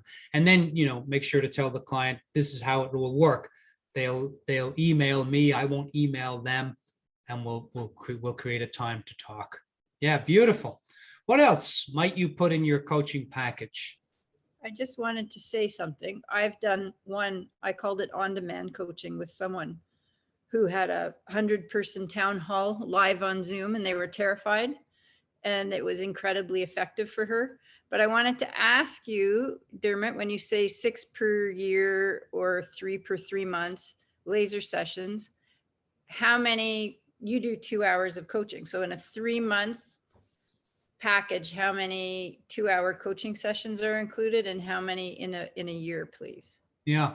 So my coaching now is I work with clients for a year. But we start off with 3 months, and at the end of those 3 months, we see if it's going well. I like you, you like me, and we want to keep working together. In the 3-month session now, there's 1 laser session, and for the year package, there's 6. But again, you can do it however you want. But I'm asking how many full sessions are also, like the laser is one part, but how many full sessions are in your 1 year and 3 months contract? For a year contract, there's 24 sessions at 2 hours, twice per month, 2 2-hour sessions per month, which is 24 sessions. And I got that idea from Ron Wilder. Ron Wilder, I don't know if he still does it, but he did that with clients where he would say, we're going to work together for a year, but first we're going to test it for 3 months. And I resonated with that for me. But you've got to think, what's going to work for me? I'm a new coach. I want to get clients. I want to start building my business, but I want to get a lot of practice. And so maybe you put the whole coaching package on the shelf for a month or 2 months, and you say, I'm just going to focus on coaching for the next month or 2. Or maybe you're at a point in your where you're like, well, you know, I've been coaching now for a couple of months and I'd like to have one package. So you create a month package and you offer that to people. I have a client that I'm working with. I'm helping him build his business. And he is a $25,000 a year coach. And he had 2 clients that said no to $25,000 for the year. And he came back to me, he's like, oh, they said no. And I said, well, what do you want to do about that? And he said, well, there's nothing I can do. I said, no, that's not true. I said, what do you want to do about it? And he came up with this idea. It was brilliant, where he went back to his clients and he said, look, I know you don't want to work together for 12 months, but how about we work together for 3 months? And both clients came back to him and said, yeah, that'd be great. So, you know, you want to, if the client says, no, I can't work for 3 months, you say, well, how about a month? You make it doable for the client, and that's a way to open the door. Okay, what else might you have in a standard coaching? On-demand coaching, put that in there, Jasmine. I like the wording of that. 3 on-demand coaching sessions. I like that, Sherry. That's very nice. I like that wordage. It's very clear. Dermot, Masha is here. I noticed that you put the validity period, or you did put in the past. Yes. Can you talk a little bit more about that? Yeah, thank you. Yeah, so, you know, somebody buys a year of coaching, 24 sessions, 2 sessions, 2 sessions of 2 hours per month. And then I put an expiration date or their valid till date on that with the client, because what I found when I was starting out as a new coach, I would sell a package to someone for 3 months. And I wasn't very confident when I was, you know, the client was really running the show in terms of the structure, which is my responsibility, not the client's. The client is responsible to show up and to do the agreements, keep with the agreements. But what I found was that a 3-month session would be like a year, or 3 sessions would go for like 6 months. It got ridiculous. It really got ridiculous. Because it was role reversal, the client was in the driver's seat of the structure, and that's my job. So one of the things you can put in your packages is, you know, an expiration date. You can say, look, this is a 12-month package, but the last session needs to be, so it's January through December, make it easy, January through December, and the last session needs to be used by, you know, the middle of next year, 6 months. I give it a year package, I do 6 months. Now, having said that, Steve Chandler is my coach, and I have one more session with Steve before we complete our agreement, because I may be looking at Karen Davis or somebody like that to coach with me for a year. And there's one session left. And I said to Steve, we have one session left. And I was meeting with him every 2 weeks. I said, could I keep this session for when I need it? And he said, yeah. And I said to him, what's the expiration date on that, Steve? And he said, there isn't one. I said, you can use it next week, or you can use it 20 years from now. It doesn't matter. So you can have that be part of your package. You know, I find that when I have an expiration date on there, it just helps me to kind of keep the container clean and clear. But you don't have to do that. Yeah. Yeah. Masha, any thoughts on that? What are you going to do, Masha? It was interesting for me when I saw in your video, because I connected it also to something that we discussed a little bit in our homework group, how much to allow or whether a coach should allow a longer period of a break in the program, let's say due to the holiday or due to other things. How flexible you are, that's my thinking now with the time. And I would be flexible because if the person is, for example, traveling, as I used to do, there's no way that we can have fixed 3 sessions per month. So I as a client, I also have an experience of, if I'm committed, I also need some flexibility at some time because I need to schedule it in, my family life and my travels, and not to mention holidays. So I connected each other with that, but you're right. It's to prevent also the person from going into kind of ineffective coaching forever. Yeah, thank you. And you can talk, Masha, with your client about that. Like you can tell the client, okay, it's going to be 2 sessions per month for the next 12 months. Do you see any challenges with that? Oh, yes, I'm going to Hawaii for a month. I don't want to do any coaching. Wonderful. So let's take that off the books then for March. So when in doubt, ask the client, is that going to work for you? Are these times and dates and so on? Now, in the coaching package, you can schedule all the sessions if you want, knowing that 1 or 2 might change. I typically do 3 to 4. I schedule out 3 to 4 sessions with a client at a time. And when I work with Steve, because Steve is so unconventional, I'm like, Steve, I'd like to put 6 sessions on the books, And he said, why don't we just do 1 session at a time? And I really like that approach. So at the end of the session, Steve would leave 5 minutes and he'd say, now, when do you want to meet, Dermot? And I was calling the shots there. I would say every 2 weeks, but Steve didn't care. I could have met with Steve every 6 months. He had nothing on it. So again, it's what's going to serve the client. You create the structure for the package, and then you talk about it with your client. Hey, what else would make this package great? What else in this what else do I need to put in this package that would serve you? That's a good question. What else do I need to put in this package that would serve you? And again, remember that's part of the proposal, so you'll have that in there. Yeah. Okay. What else? We got 9 minutes. So let's hear, who have we not heard from today? We have Anurag and Jazz have put their hands up. Okay. Okay, Dermot. So I think what I took away from your packages when I listened to the audio was try to formalize if you're going to do something else with the client as well. For instance, many of the things which I am currently doing, they do involve a little bit of what could be called advice or consulting or even knowledge transfer from other areas. So, use words like, you can use any words. I've used the word consulting there.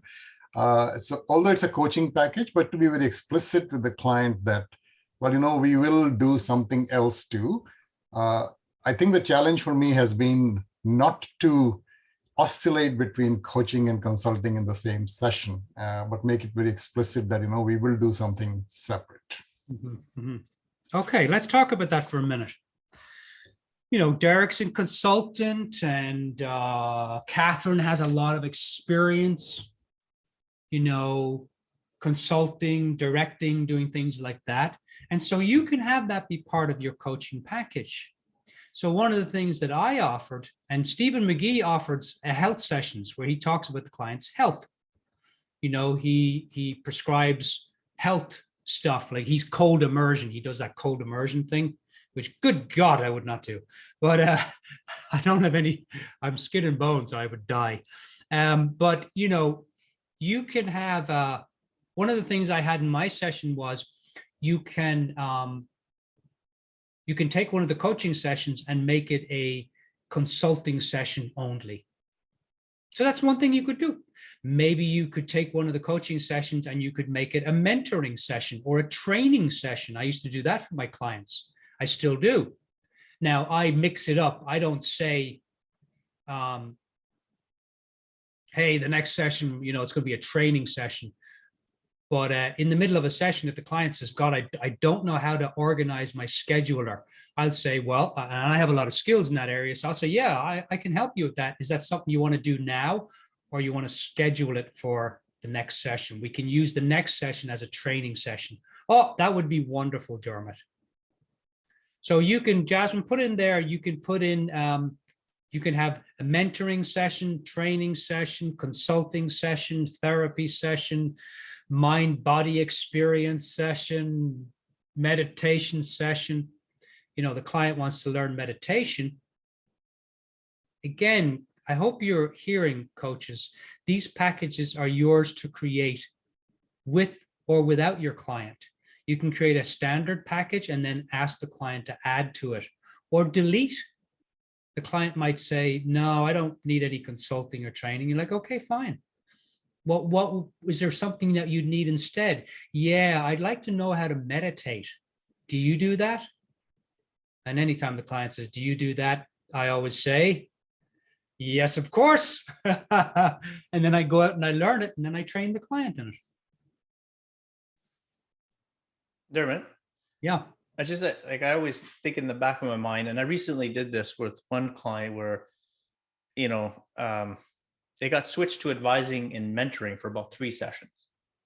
And yes, it was a coaching path. Was there a clear agreement around that? Yes, absolutely. Yeah. Because at the end of the day, this fella, you know, he works for one of my clients, and he's a team member, but it just got down. He just said, can someone just tell me how to do, I don't know, something as mundane to me as inventory management? Why am I, oh, okay, fine. You know, instead of, I'm not going to coach you through, I'm just going to tell you now if that's what you want.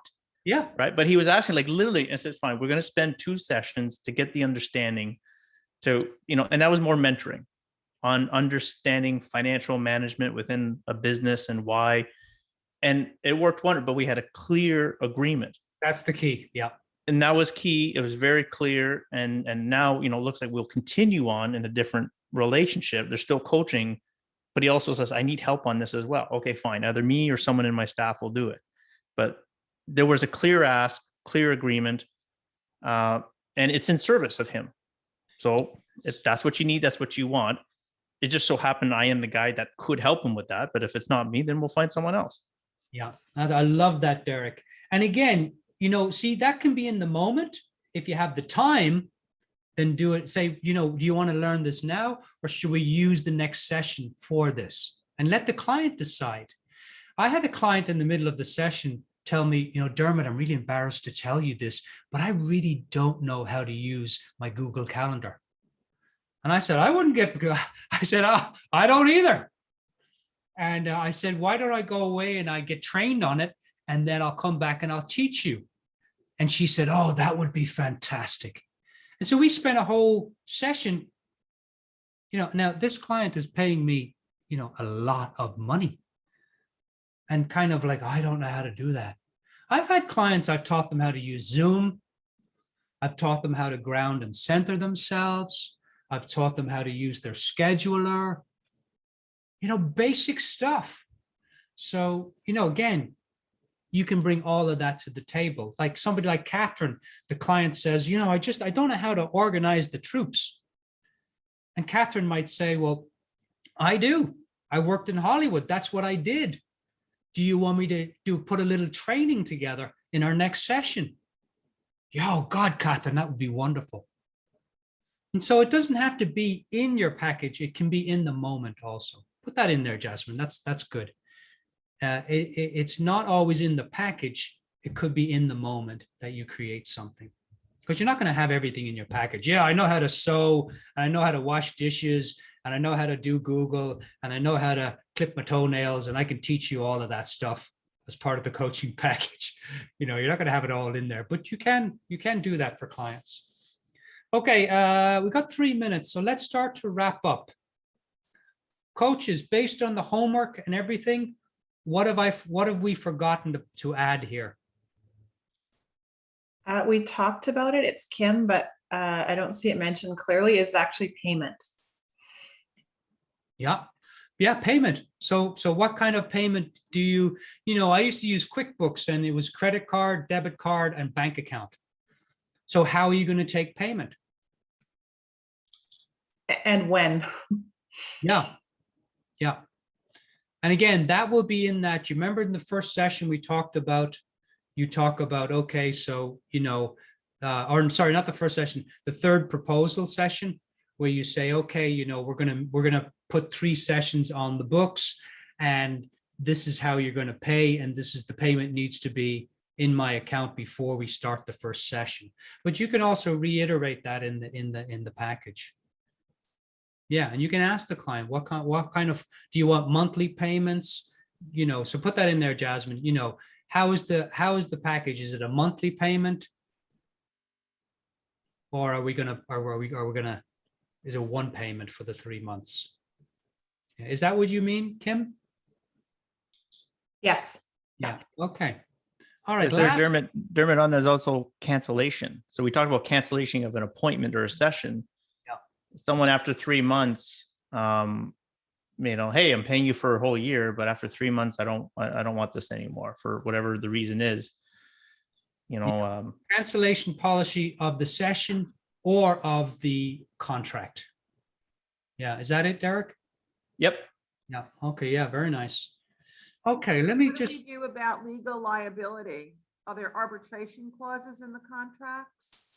Gosh, you tell me, Catherine. I have one. I'm not being facetious. I have one. I agree with her. I would put one in mine. Yeah. Yep. I definitely would. Yeah. Yeah. What do you Yeah. have, Derek? And then we'll talk to Catherine. Oh, my lawyers went and put waiver of liability. You know, there's the coaching agreement, which is you know, real person language, and then there's the fine print document that's put together. But you know, in agreeing to work together, they waive and accept all liability. I'm not responsible for any outcome. There was, you know, blah blah blah. It's all there, but ultimately you go buy a business based on coaching, you know, with me. It's not the coaching that told you to do it. You made the decision to do it. So, you know, it is in there. Yeah. How many people have an actual contract that they're going to use? Put your hands up. Okay. Would you mind sharing, you know, you can take the person's name out and all that, but would you mind sharing your contracts on the page, on the Facebook page? Would that be okay? So that we can take a look at it and get some ideas from it. Would you be okay with that? If you're not, it's totally fine. You don't have to. So whoever's comfortable in sharing their contracts with no name on it, just the template, please do that in the Facebook page. Okay. Okay. Dermot, I wanted to say one thing very quickly. Maybe it's not applicable to most of us here, but people who are fully employed, we need to make sure that, you know, we are not violating any organizational things by actually getting into these agreements. So for me personally, I had to get it cleared by the regulatory body to make sure that, because, you know, they own the physicians. So anything I do on a beach in Hawaii at night, they own it. So I had to make sure that, you know, that's cleared up. So. Yeah. That's really important. I have one client that we're constantly checking to make sure that that's not the case, that she's not stepping on any toes, and that she's not trying to get clients from the company that she works for, that she does coaching for. So yeah, again, when in doubt, you know, check in with somebody. Yeah. The accountants have that too, Anurag. The CPAs, you're not allowed to have activities without, you know, so you have to let them know. Yeah. Okay. Complete for now. We can definitely come back to this, but complete for now. Well, the liability that was just brought up, I would love to have a different discussion on who has liability insurance. So in the Erickson school, one of the teachers had said, all the Americans should have liability insurance because it's a litigious country. Canadians, maybe not so much, but I would love for us to have a discussion about this at a later date. Okay, let me. Just on that, just like my 20-second pitch is that yes, I do have, I had it even before Erickson, but a lot of us Americans carry like a $1 million liability personal liability plan that's like $120 a year or something, very inexpensive. Yeah. I think The that's one thing I wanted to add, though, to our contract was something brought up that you had said, that Steve said about you can use that last session elsewhere. And I put in the chat, I think what I inspired by that was, I think I'm going to put into my contract that they get one bonus, like a whole separate from our, whatever the 3-month is, session to be used later into the future in perpetuity. And that can also then, you know, anywhere down the line, a few months, a few years down the line, they can use it to re-engage. It also gives me an excuse to check back in with them periodically. I don't know what that periodically would mean.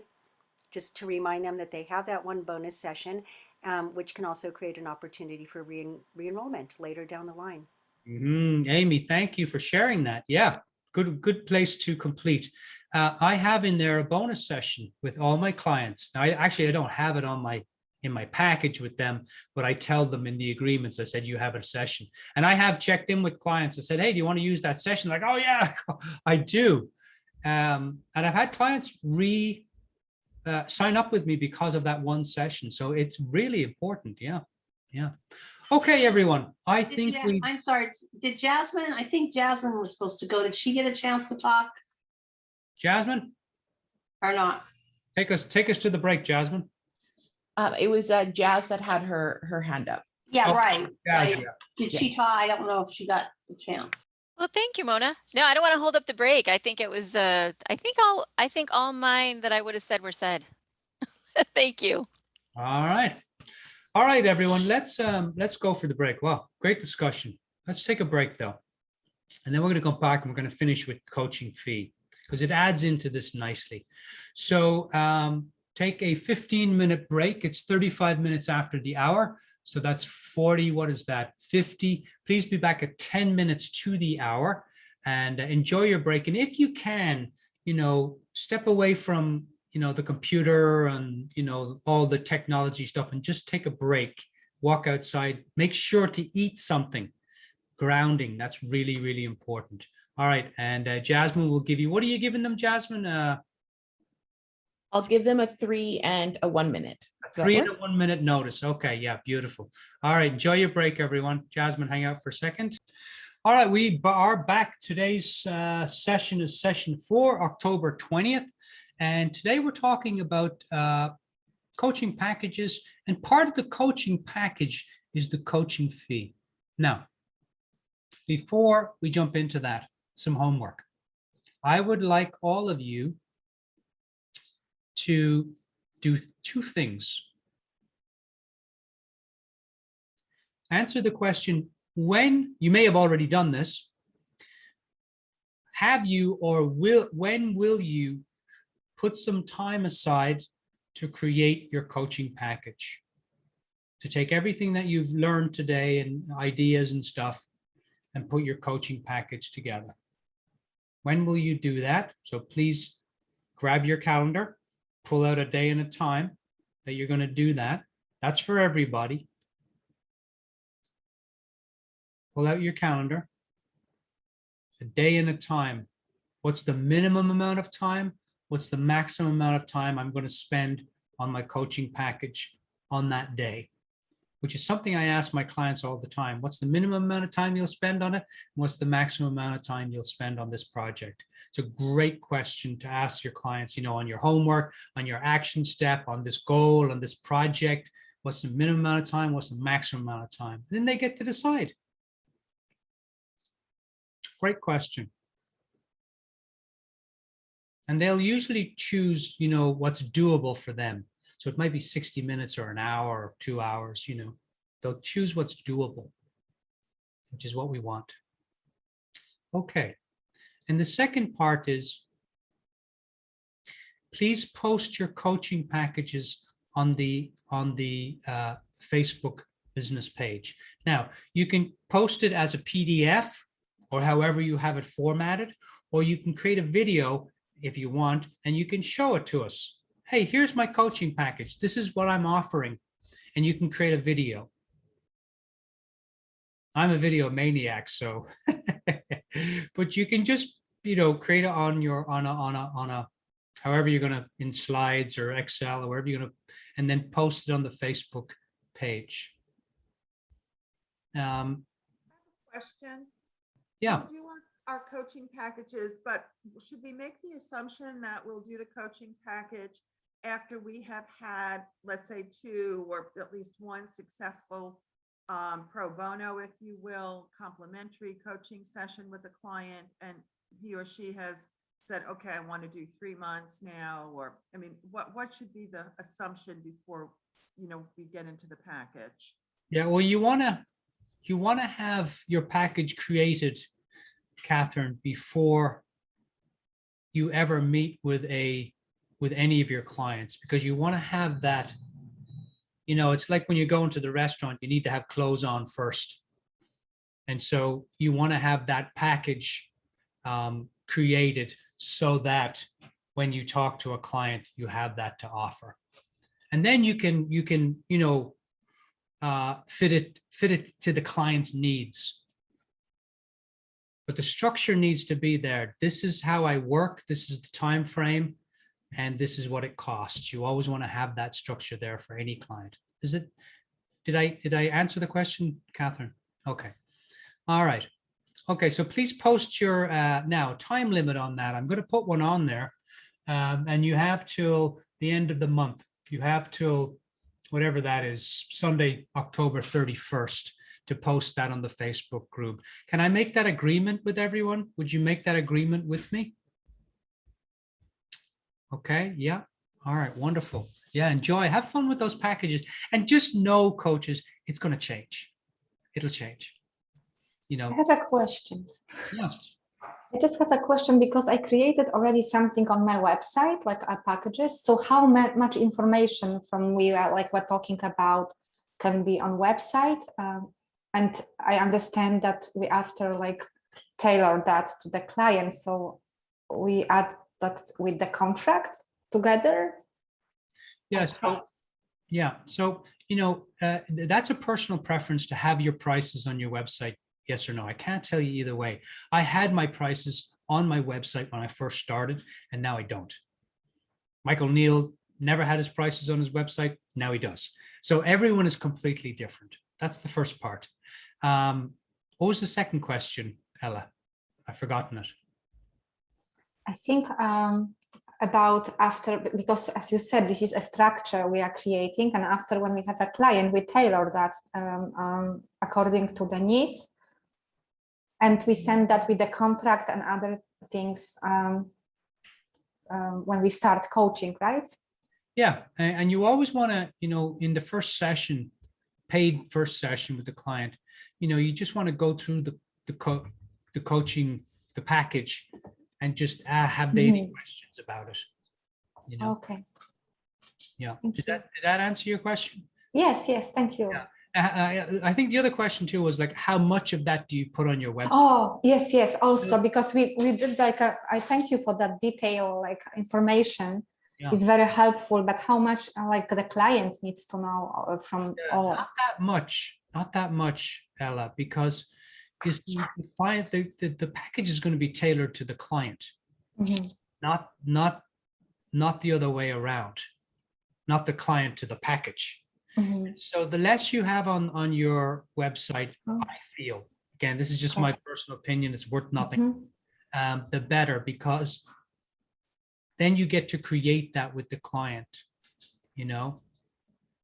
But you can have, if you want to have a personal preference, you want to have a 3-month minimum contract, and we meet twice a month and it costs this on your website, absolutely. You don't need to put any more than that really on there. You know, I would, if I were you, I would look at some coaches' websites, Michael Neal,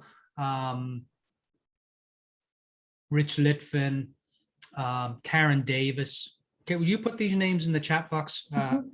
And I would just look at what they offer and get some ideas for yourself, because that's what I did. I just stole all their stuff. Everything I'm sharing with you, it's not mine. I have to be honest. I wish it was, but I'm just not that intelligent. I've learned, and Steve says nothing is stolen, Dermot. You have to say inspired by. So I've been inspired by a lot of people. So I would look on their websites and before you make your package and see what else. See, there's a lady I'm trying to think of. Melissa Ford, I would look at hers. Don't look at Steve's. He doesn't have anything on his website. I don't even think he has a website. There's a lady I'm thinking about.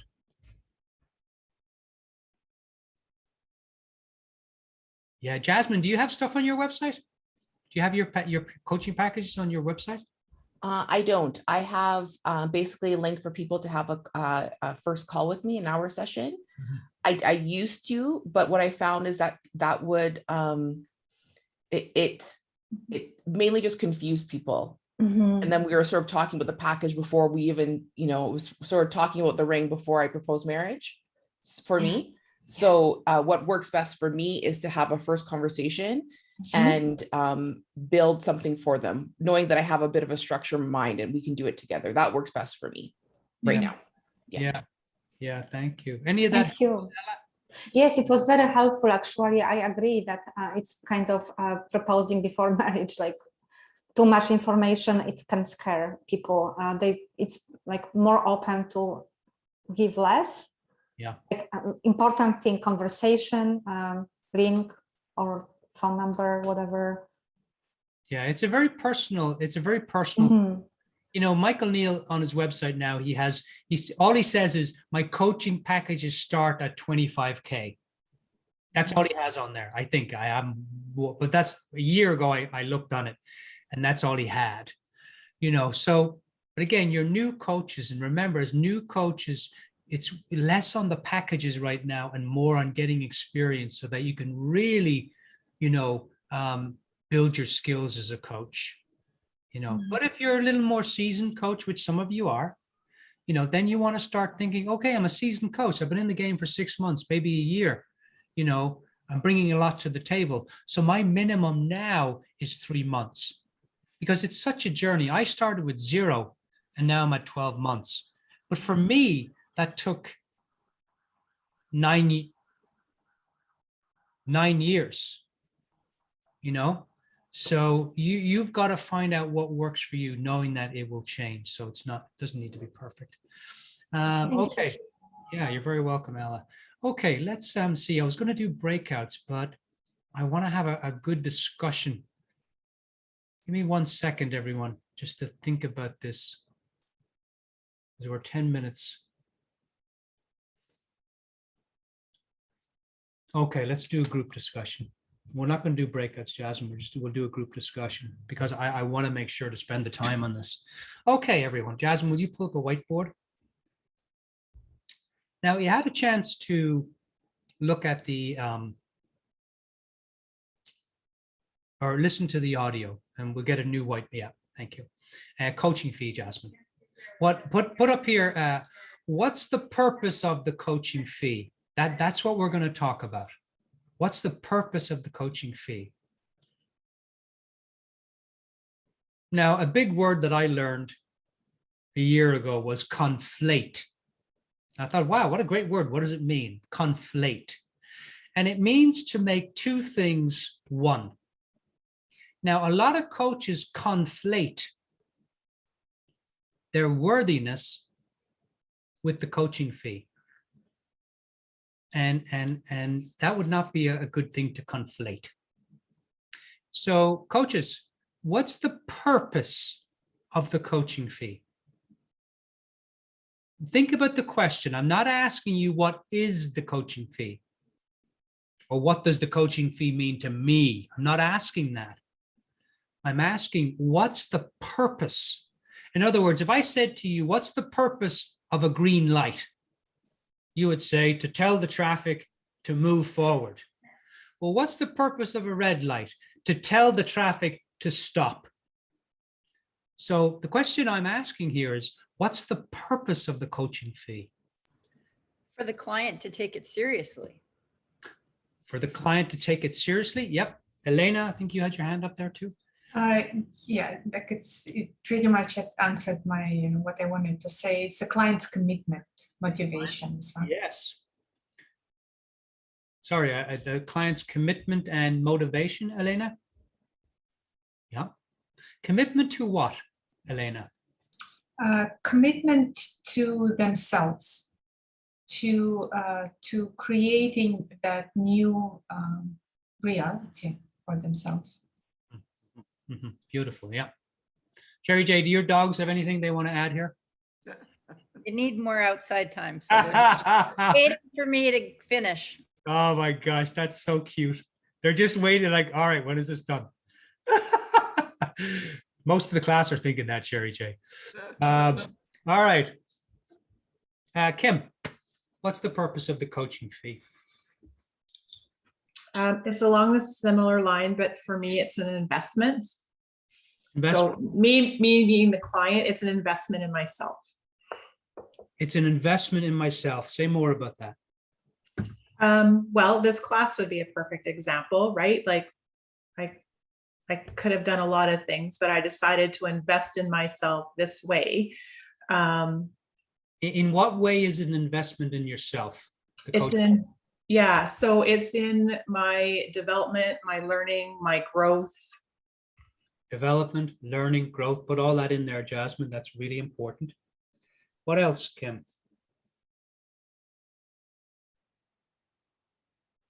The word possibilities comes to mind.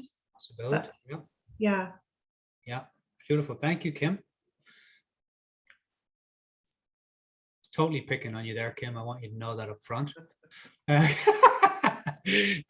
Catherine.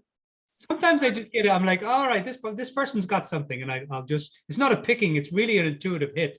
I promise. I'm not picking. It's more of an intuitive hit. Catherine, my dear. Well, it's normative behavior. If you're a professional, you charge something. And I think if in fact we didn't charge anything, then I think it undermines the value of the service. And I'm going to emphasize service that we're offering. So the purpose of the key coaching fee is what? To communicate that we are professionals offering a valuable service that will add value to your being, your life. Boy, that is it, Catherine. Wow. Jasmine, I hope you got all that. I hope you were listening, Jasmine. That we are professionals adding what was it, Catherine? Me and Jasmine are both stumped. Communicate that we are professionals adding a valuable service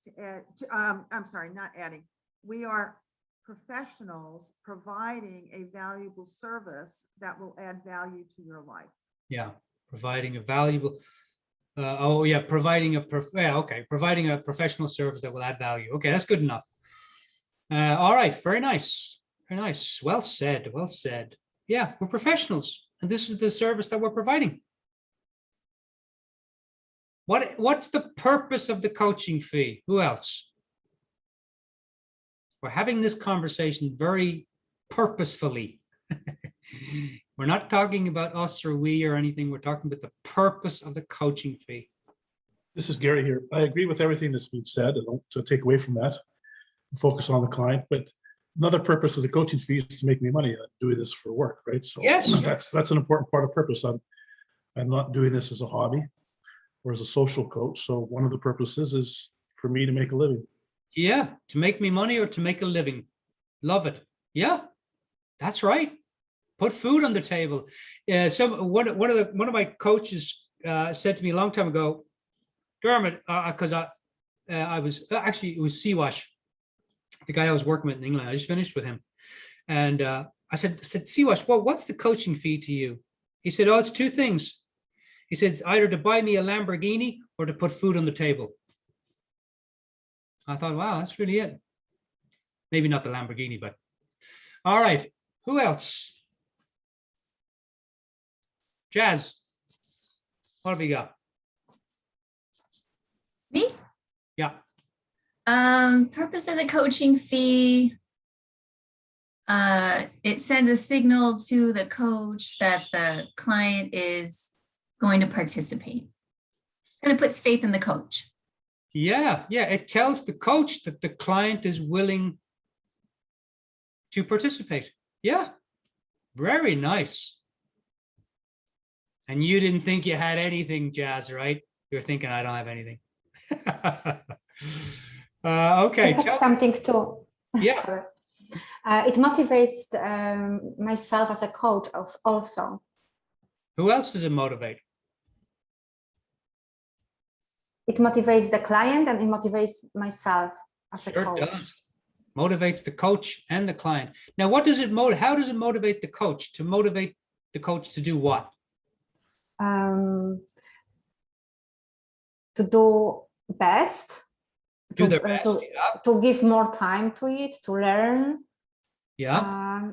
To always grow and develop skills to serve the clients better. Yes, yes. Motivates the coach to develop and grow their skills. Yes. Thank you, Ella. That's really important. What else? Who else? Who has not gone? Avinash, what would you add? What's the purpose of the coach? It's the commitment, but it's already on the board. Yeah, what else? How committed. It's also a measure of how willing I am to commit fully to this relationship. For example, if I get a client today who says, I'm willing to offer you $500,000 for a coaching session for 1 year, I don't think I'm ready to step up to that kind of challenge. I don't know. You might be, Avinash. If you see that check, I'd step up for anything. I see all those zeros. I'm your man. There's nobody else. It's me.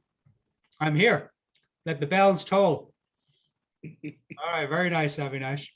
Who has not gone? Irena. What would you add, Irena? What's the purpose of the coaching fee?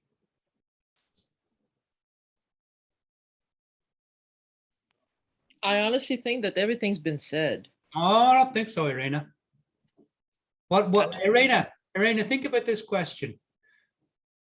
What's not been said about the coaching fee? Take as long as you like, Irena. We got 20 minutes. You can have all 20 minutes to ponder. How do you choose the amount? I don't know. How do you choose? Yeah, we talked about how much you're worth and all of that, but what do you start with? You originally said that it's $25, and we had that conversation with Amy, where you actually coached her around the price, that she should use. Yeah. Now, did anybody notice that Irena didn't answer the question? So let's go back to it. Irena, what has not been said here about the purpose of the coaching fee? What's one small, tiny little thing that has not been said yet?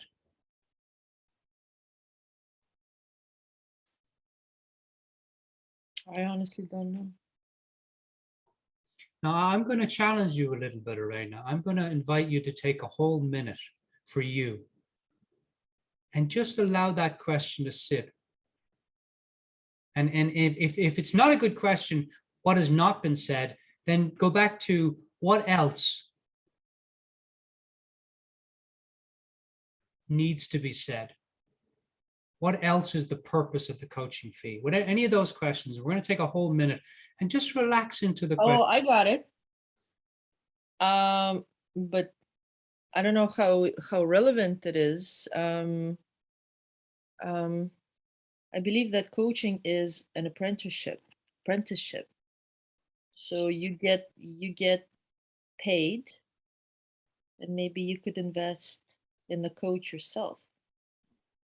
So the purpose of the coaching fee is to then hopefully reinvest and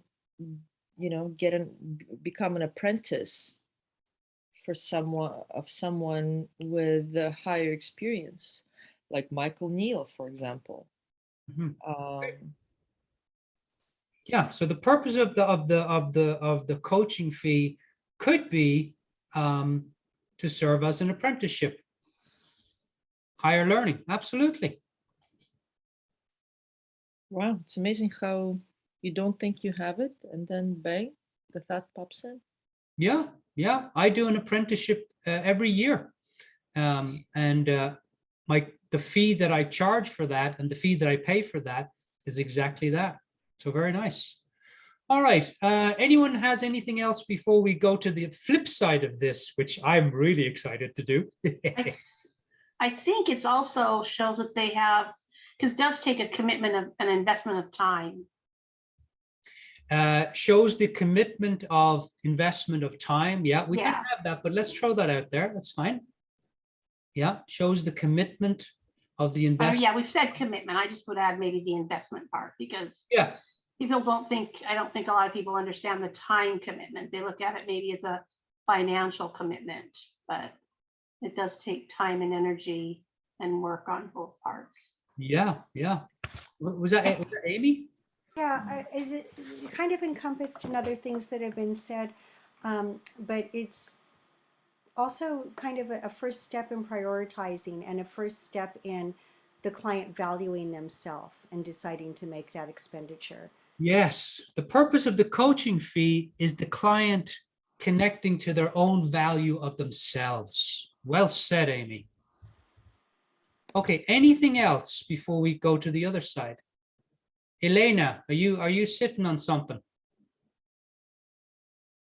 I already mentioned that it's a commitment. Yeah. What else is coaching fee? Not really. Not really. I think everything has been mentioned. I would say, yeah, motivation and commitment. Beautiful. All right, Jasmine, go down a little bit and use that arrow. I really like that blue arrow. I think I can add something that is also about what we already have, all our skills and experience which we bring to coaching session. Yeah. So existing skills. Yeah, absolutely. I would add to that, the coaching fee is an expression of impact. They're paying for impact, not paying for our personalities. They're paying for impact. Is what they're experiencing in the coaching session, is it helpful? Is it useful? Is it moving them in the direction that they want to go? Is it life-changing? Is it transformational? Is it making their life better? That's the purpose of the coaching fee. All right, now this one. Oh, I wish we had more time. All right, what is the coaching fee not? What is the coaching fee not? I'll be the first on this. I'll say it is not my hourly rate. Oh, I like that. Yeah. Gary here, I'll also add to that, it's not a reflection of what I'm worth. Okay, so not hourly rate and not a reflection of what I'm worth. So I'm worth more than the $200,000 I'm going to charge you for the year. Yeah. And that's where the conflating comes in. Coaches conflate their self-worth with the coaching fee. And that's why there are so many, God bless them, broke coaches. And now it's not just coaches. A lot of different people do this, but a lot of people don't. Like doctors don't have a problem with charging money for surgery. Dentists don't have they don't have a problem charging to pull a tooth, $1,000 to pull a tooth. Batistas in coffee shops don't have a problem charging $10 for a nice cup of coffee. But coaches, we have a challenge. Some of us, I did. Okay. What else is the coaching fee not? Emphasis on not.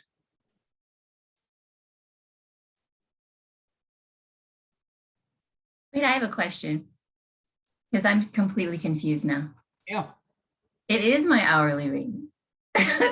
And I think it can be a reflection of my self-worth if it's high enough. I mean, how much I value my coaching, like how much I think it's actually going to impact people. It could reflect my self-worth or what I think I'm worth. I agree. So I guess it depends. I haven't thought about it in that way, Jazz, but you're right. So what's the purpose coaching fee? It's hourly rate. So we can put that up there, Jasmine, hourly rate somewhere. Just throw it up anywhere, Jasmine, where you like. And it could be a reflection of my self-worth. Yeah, thank you, Jazz. I never thought about it in that way. Yeah, it can be. Hey, you know, I appreciate myself and what I bring to the table, and this is what it costs. Yeah. You taught me that. Yeah. In that, remember that a couple weeks ago? There you go. Maybe I should start living what I'm talking, Jazz. I'm just reminding you. No, yeah, thank you. Thank you. No, we leave both, Jasmine. Leave both. Because both are correct. It is a reflection, and it is the hourly rate, but it's not the hourly rate because this is a relationship business. So it's both. What else is the coaching fee not? An agreement to coach anyone. An agreement. Say more about that. Well, I've already coached a person who there's no amount in the world that would entice me to coach her again. So just because you have a coaching fee doesn't mean you're going to coach everyone. Mm-hmm. Oh, I like that. Wow, I learn as much as you guys do. All right. Next, who else? What is the coaching fee not? So Dermot, I think it is not a simple transaction. Well, what do you mean? So I think this flows from what we discussed in the previous section, that we are trying to create value for the client, which means that we are going to give more. So the way I personally view it is I am going to give it the best, irrespective of the dollar number there. So what I'm trying to say here is that what I do is not dependent on the money I'm charging. I will still do my best. So put that into a statement for us. The coaching fee is not.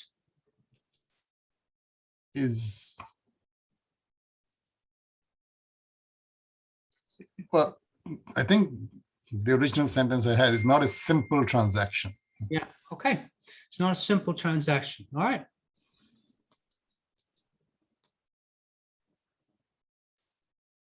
Just not based on one thing. All right, what else? The coaching fee is not. The big one, of course, here, everyone, is it's not a reflection of your self-worth. Now, it can be, but the thing that coaches do, and I did in terms of self-worth is, I'm like, I'm a new coach, I'm right out of the gate, and I shouldn't be charging anything or I should be charging X amount. And that's also true too. But if you're a new coach and you just want to get coaching so that you can start to become a better coach, the more impact that you have, the more you can charge for coaching.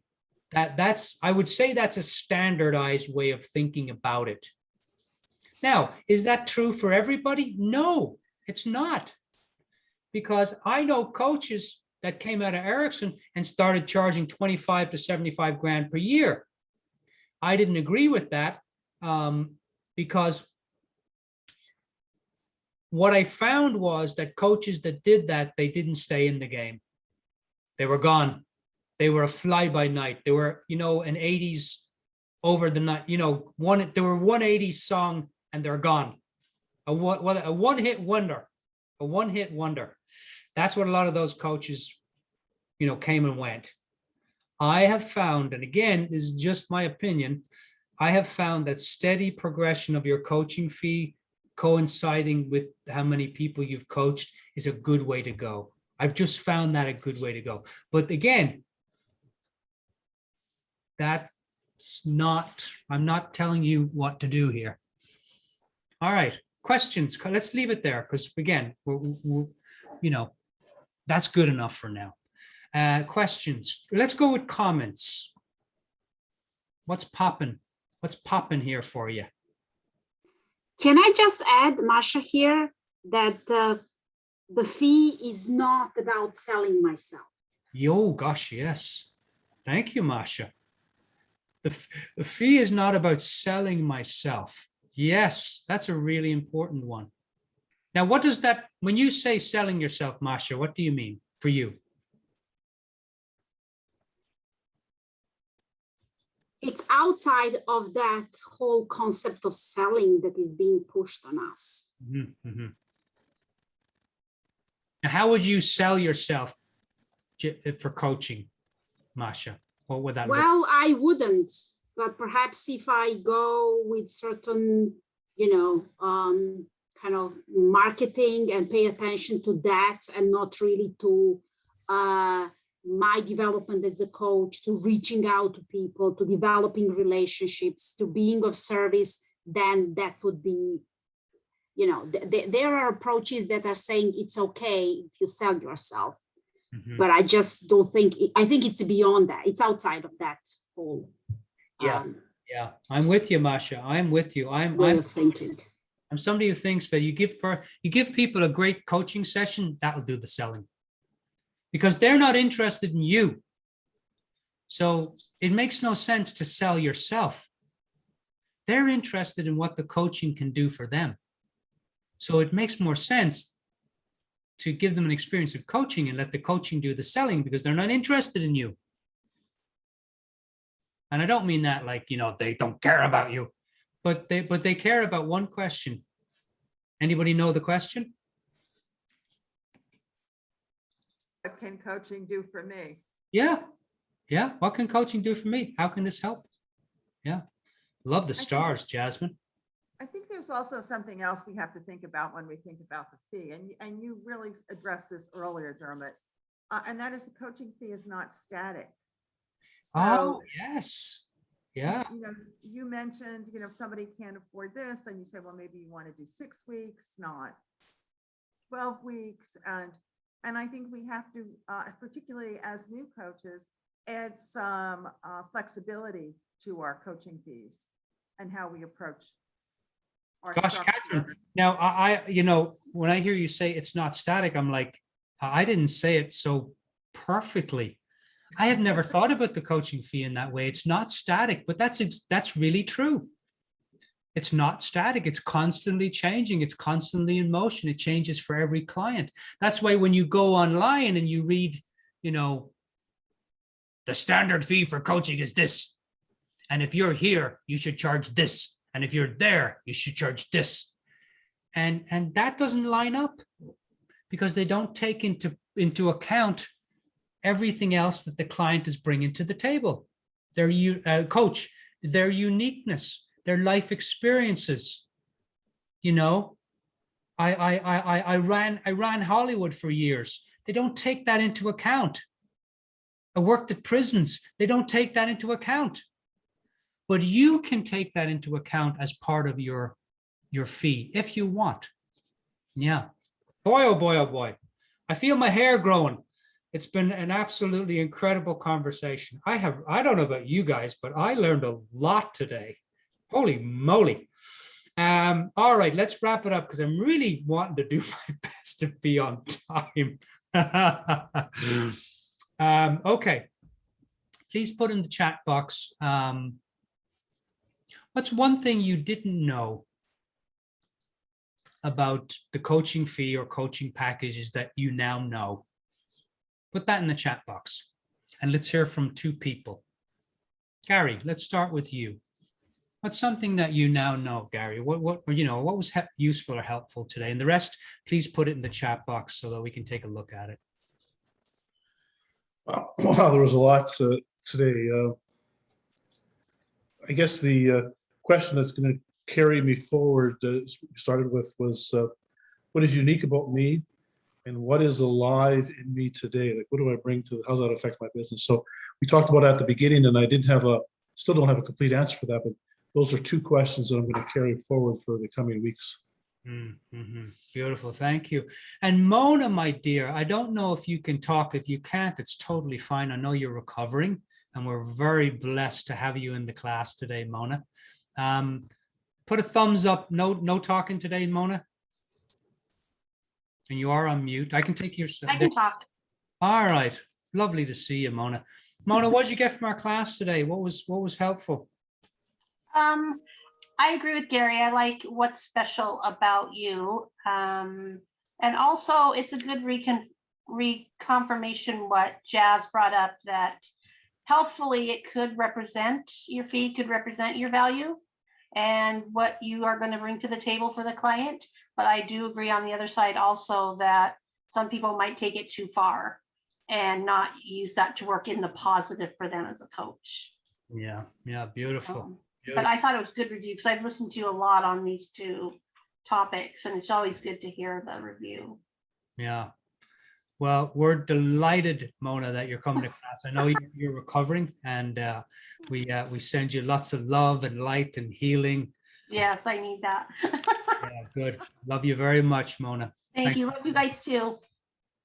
All right. That'll do it, coaches. So you have your homework for the next class. I will post the homework will be up and running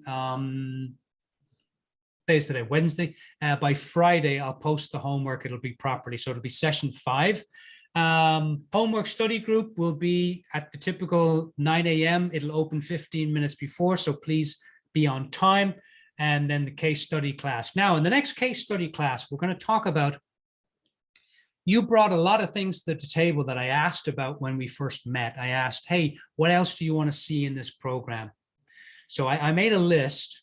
So in the next case study, bring that to, well, what's one thing you'd like to know about that we haven't talked about yet or is not in the lineup for the program? And we're going to spend 45 minutes talking about that.